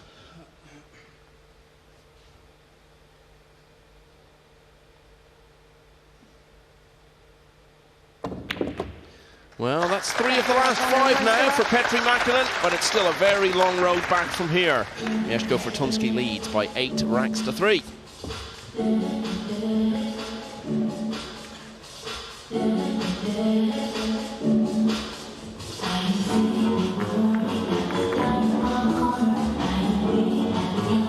So this is the first semi-final of the Bet-Victor UK Open. Remember, the second semi-final will follow immediately after. Robbie Capito from Hong Kong, who had a wonderful day yesterday.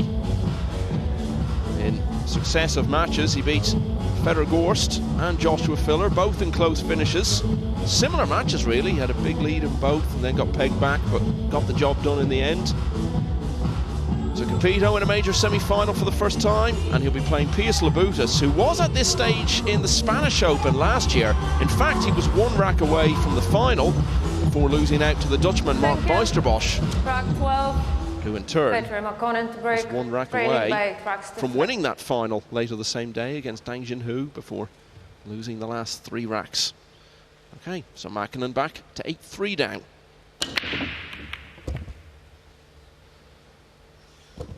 Foul shot. Just can't get any momentum, either through his own mistakes or in that case maybe through a bit of bad fortune. Every time it looks as though he's got something to build on, it all turns against him again very abruptly. Yeah, absolutely. Cue ball zigzagging, couple rails, just barely catching the knuckle and fouling in that side pocket. And now surrendering another ball in hand to a guy who's been very good in this match, even though hasn't really gotten a whole lot of momentum going as far as, you know, the break shot slowed Fortunski down a bit, but he's been really good otherwise. You saw the 2 scratched breaks there on the stat from Makkonen. First of those was the very first shot of the match. I don't think that was the desire there to get over the 8. There's always some concern in this rack because the pink 4 attached to that green 6, or near it rather. So this is going to be difficult to gain position. It makes for a missable ball. All right, maybe the pink plays in the lower left. Guess it does.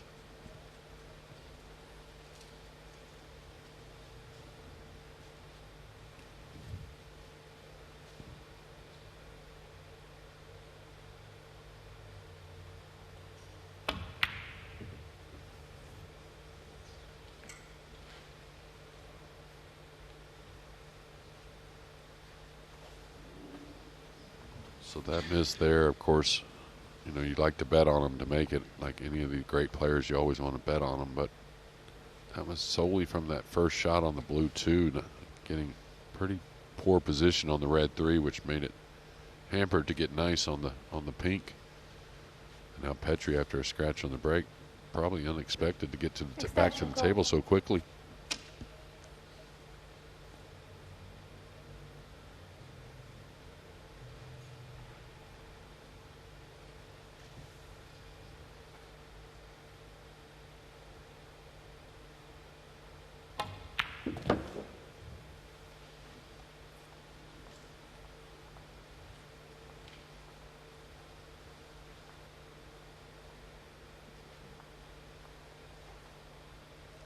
By him stopping the cue ball there, it makes me think he's going to go forward 2 rails underneath the 9, trying to gain position on the 6.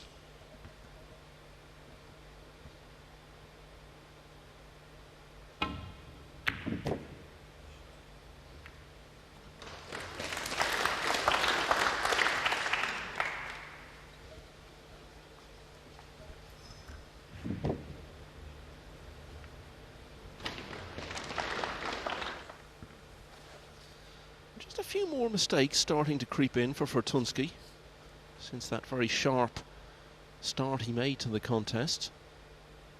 So Makkonen has got to make them count for something, and There's a very good chance to do so here.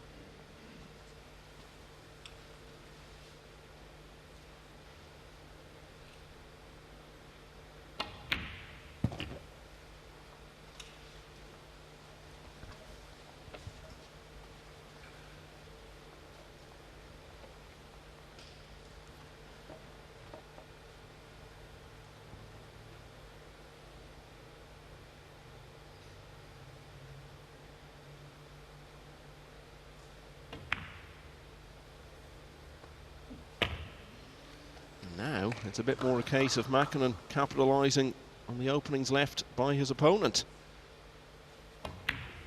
Petri Makkonen did not win any of the first 6 racks in this semi-final. He's won 4 of the 6 that have been played since then, so still a bit of hope for him.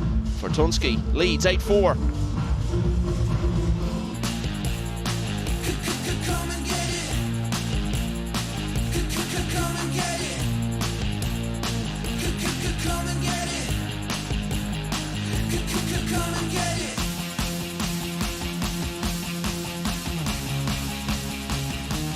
If you want to make it, then you can take it, but you better get in the zone.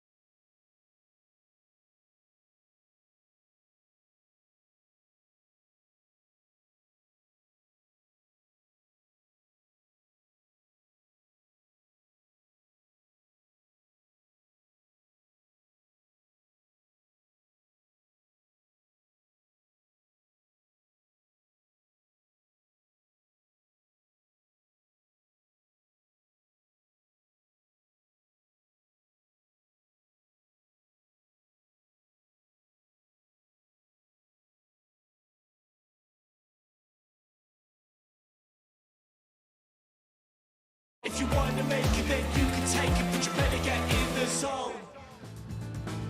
For the second time in the last 12 months, Pius Labutas of Lithuania finds himself in a major semi-final. He was 1 rack away from prevailing against Mark Bijsterbosch and going through to the final of the Spanish Open. Now he has another attempt coming up against Robbie Capito, and we thought that match might have been almost ready to go by now, but Petri Makkonen, despite that scratch at the start of rack 12 on the break, ended up winning it. So that's 2 in a row now, 8-4 behind. And perhaps he might just be starting to feel that there's a glimmer of hope here, because Fortunski has started to open the door a bit more, make a few errors, give him opportunities. Polish player did lead 6-0 at one stage of this match. Makkonen got into it by winning rack 7, then had a golden break, and all of a sudden the world looked a somewhat better place to him. Fell 6 behind again at 8-2, but now back-to-back racks. Just put a little bit of pressure on Fortunski, and if it gets much closer than this, he may really start to believe, JJ. Yeah, absolutely, and just, you know, getting to knock some balls in and then finishing some of these racks is nice for Petri, and you know, the break shot's got to get going for him a little bit. You would think, even though still trailing 8-4, he's got to make up some games, but yeah, he's got to feel like he's in a new place overall. And the UK Open is in a new place this year. Its inaugural staging in 2022 was at the Copper Box in London. We were there again last year. This is the first time we've come to Telford International Centre, a very well-known Q Sports venue. We were here back in February for the Players' Championship Snooker. It has staged the UK Championship in the past. Well, this is its first foray into pool. And so much still to come. Another new venue, Jeddah in Saudi Arabia in, well, less than a month from now for the World Championship. Won last year by Francisco Sanchez Ruiz in the snows of Poland. Expecting it to be a little bit warmer this time round. Then Fulda in Germany for the 3rd year in a row for the European Open in early August. And just a week or so after that finishes, it's Atlantic City, also for the 3rd year in a row. Actually the 4th for the US Open. The Hanoi Open had a wonderful inaugural staging last year. It's on at the same time this year. And then those 2 big team events, the Reyes Cup and the Mosconi Cup. Back to the UK Open.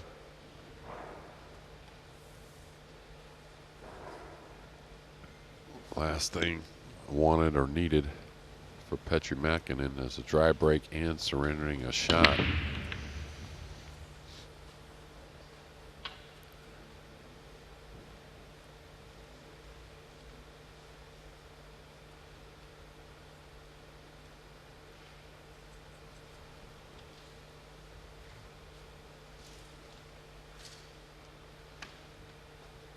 might have to go at the 2-ball here. Queuing a little awkwardly. I don't know if he wants to apply any left spin. Looks pretty natural to go between the 5 and 8 and kind of at the blue 2. May not end up with a shot, but most likely should be okay. A little more comfortable way to pocket the 1 as well. Oh, he got between, really nice.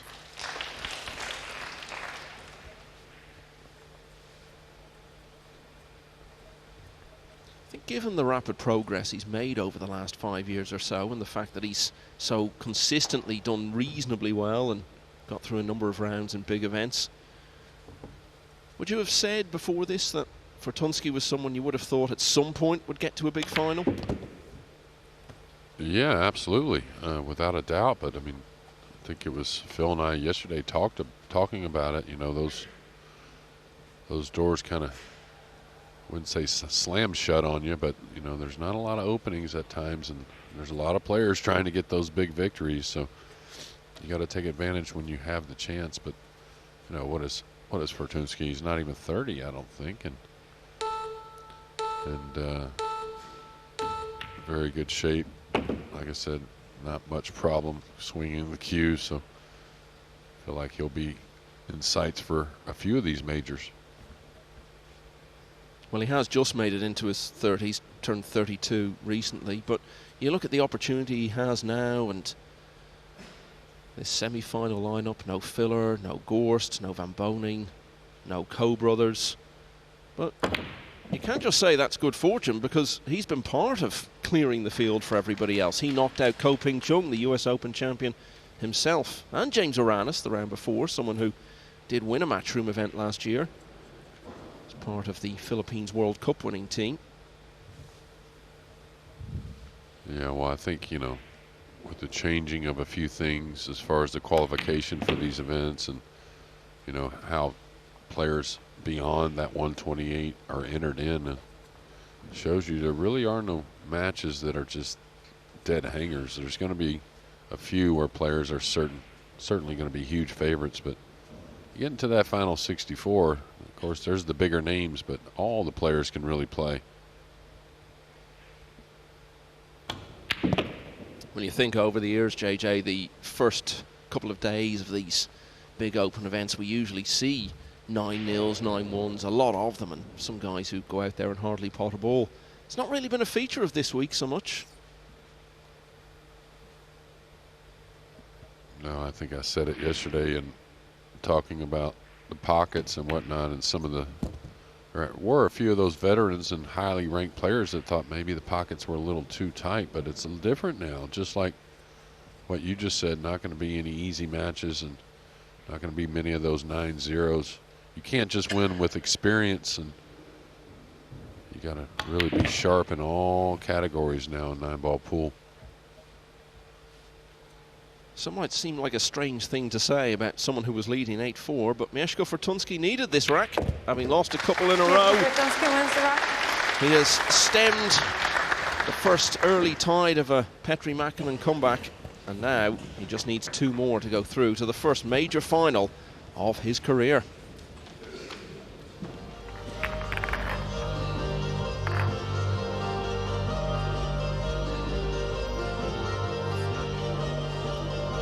I know you talk to the players a lot, both Europeans and Americans and the Asians. Everyone wants to have a chat with you, Jeremy, about your game. Now, I know Mieszko's English isn't perhaps the best, but is he someone you've spoken to about his game at any stage? Yeah, a little bit. You know, he used to run with a guy that would carry around a lot of Polish players that spoke really good English, and we just talked about a few things. There really wasn't a whole lot to say about Fortunski physically. I mean, he's so good. It's just maybe getting a hold of his mental game was the only discussion, really. And I tell you, his English has improved quite a bit, actually. I remember even when he first started coming to these events and he hardly spoke a word of it, he would always take the time to give you a smile and a hello. Rack 13, Mieszko Fortunski to break, leading by 9 racks to 4. And he'll have a very big smile on his face if he can get another couple of racks here. 9-4.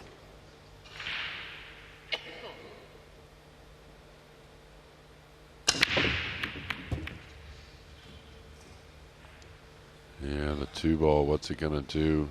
Very open in the center of the table. 3 on the top end, so nothing easy, that's for sure. Did get the 1 down. Hasn't been a whole lot of that in this match.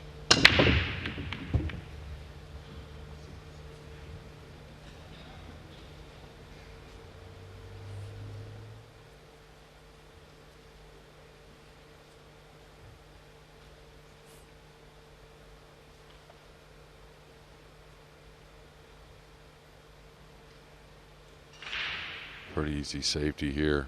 With all that grouping near the racking part, he can just drop the cue ball maybe behind the 6, on the 6.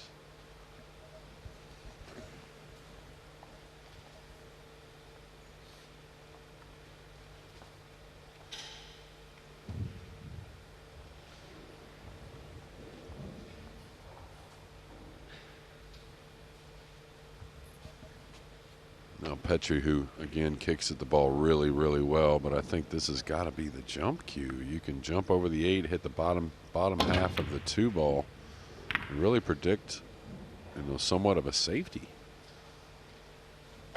So, of course, fancies his kicking abilities, and they are really, really good. But even if, like myself, someone who doesn't really like the jump cue that much, or maybe isn't as good as others, you still have to take it on right there, I believe.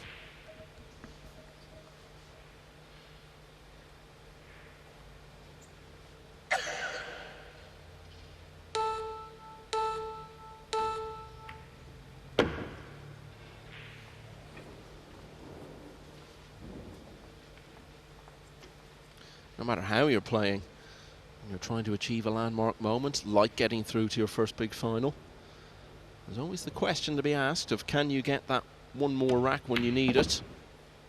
And set aside for a moment in your head the enormity of it all. And of course, that's a good deal harder at something like 10-8 or 10-9 than it would be at 10-4 when you know you've got so many cracks at it. Fortunski has a golden opportunity to put himself in that position right now.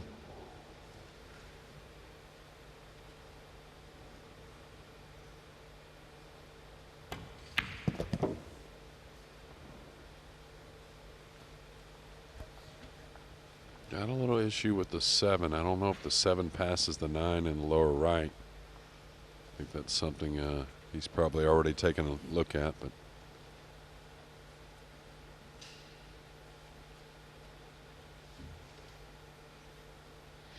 of course the green 6 is there now, but once the green 6 is removed, I'm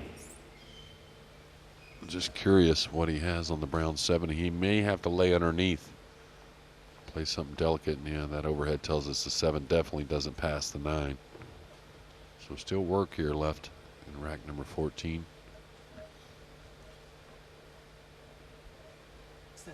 Extension code.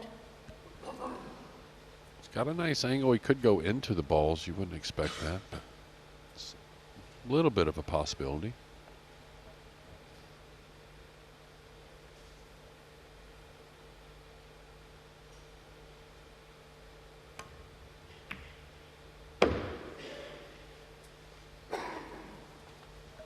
Oh, he's ended up really nice to play this in the upper corner. Just hold the cue ball for the black 8 in the right middle.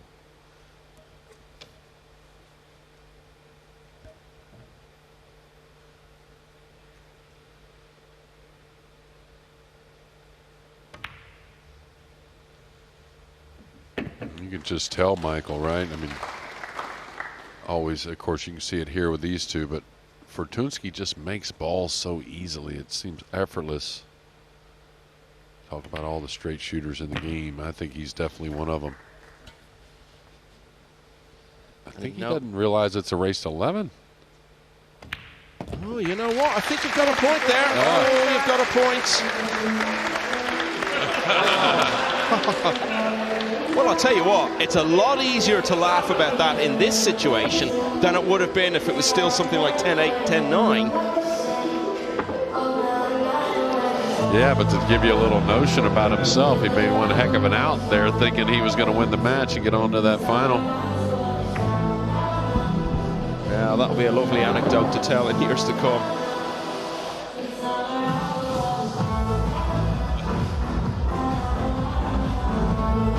It reminds me of a day I was playing golf some years ago, and the guy I was playing with thought that he had cleared the water, landed his ball on the green and got it in the hole, and he did the big celebration, and then we got up and realised actually the reason we couldn't see his ball wasn't because it was in the hole, it was because it had gone over the back of the green.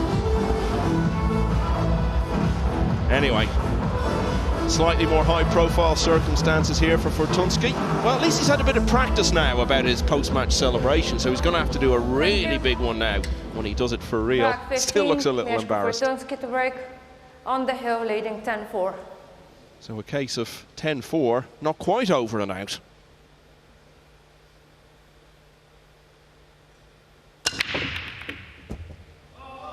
Oh, well, that would have been some story. Maybe a chance to retain a bit of dignity after his premature celebration if he'd finished with a golden break. Yeah, 9 ball's been kissed towards that corner a few times.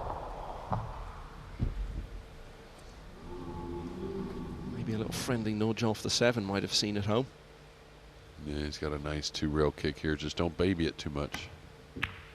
Yeah, nice shot. One thing we can definitely say now, of course, is that if he does win, he's going to have done it without a single break and run. It's just pretty amazing, really, and just shows us what happened at the beginning of this match for him to get that lead. Petri really had a chance to win the first 3 games, and then a couple after that. Failed to do so, and it's been pretty much Fortunski since.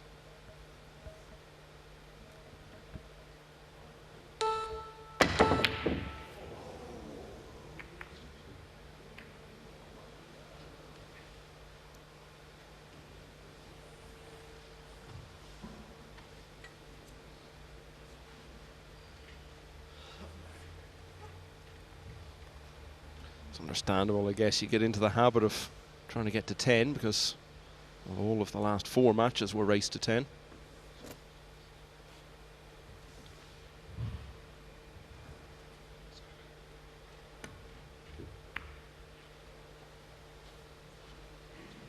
Robbie Capito, of course, had the opposite situation last night. He thought it was raced to 11 in his quarter-final.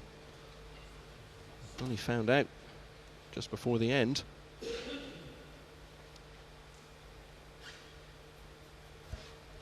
Yeah, he's got to spin this some. Can he get enough speed to get a cushion here? Contacting the blue two. Yeah, nice hit. Well done. Gonna give up a bit of a shot to a definitely a guy that can shoot. Oh, you know he wants to cut this in.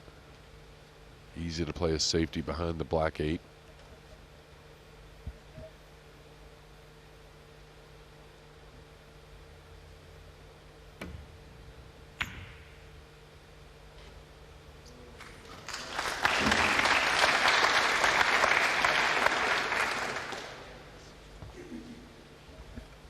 Yeah, the red 3 has gotten him cut off pretty good here. Got a lot out of the cue ball. Extension code. Might have to go to the short rail.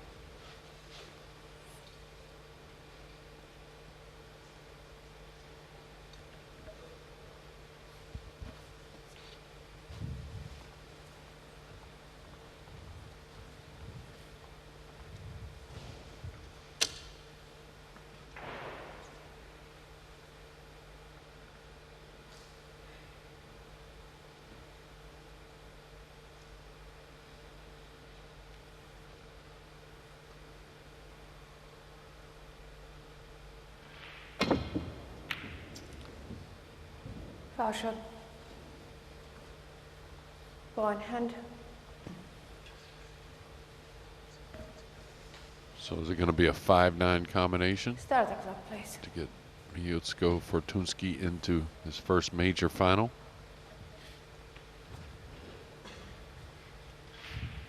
Now the difference is he could shoot the 2 and go into the purple 5 right now, opening that up, trying to avoid that difficult combination, and some would say that's probably the best shot, the best play. Yeah, is he going to get snookered behind it though? Wow, hard to do.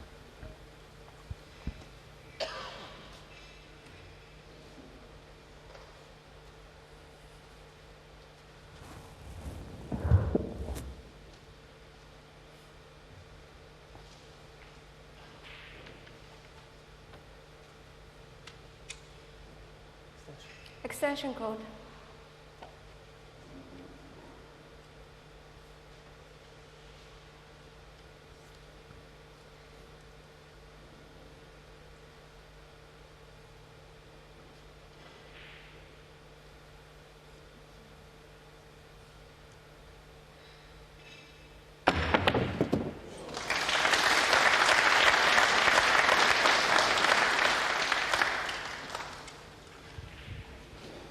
Well, nicely done, but not going to get him very far in the wider context. No, you'd imagine we're going to see Petri back at the table. I think he has a little bit of the pink, but not much. No, very cut off, so he's going to go for the kick. And I say we're going to see Petri now that he's going for the kick. Maybe not. Maybe he kicks it in.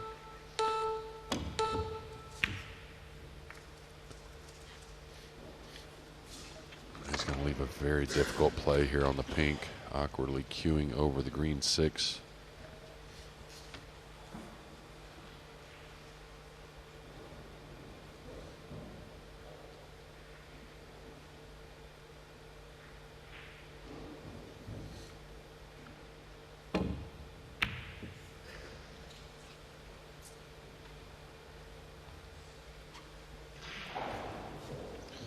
Tell you what, obviously it's not looking likely, but if Makkonen ends up winning this match, that Fortunski premature celebration, that'll go down in sporting history.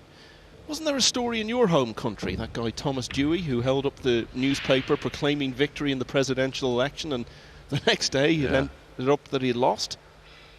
I can't recall if it was actually Dewey that held it up, but there was a print that came out saying that Dewey won.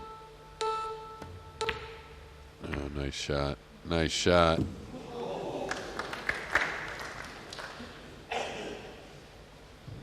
Well, we've had a few in pool before where players didn't quite finish the job yet. You had a little celebration and then end up missing and making some big mistakes to lose. Didn't Sanjin Pelovanovic do that a couple of years ago against Joshua Filler? Yeah, European Championships, I believe it was.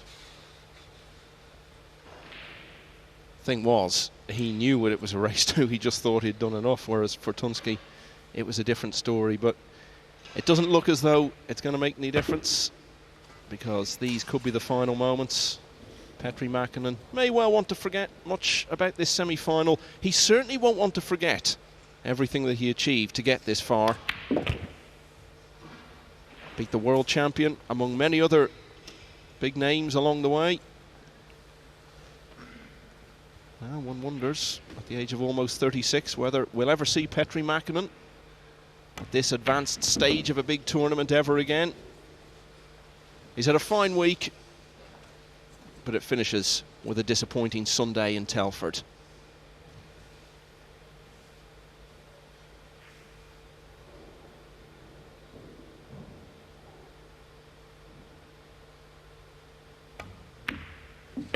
And now Mieszko Fortunski really can enjoy the moment. He pulled away into a 6-0 lead. Petri Makkonen was struggling early on, and although the Finn did manage to get a few racks on the board, he never really looked all that likely to turn it around. Mieszko Fortunski is the winner by 11 racks to 4, and he is into his first ever major final.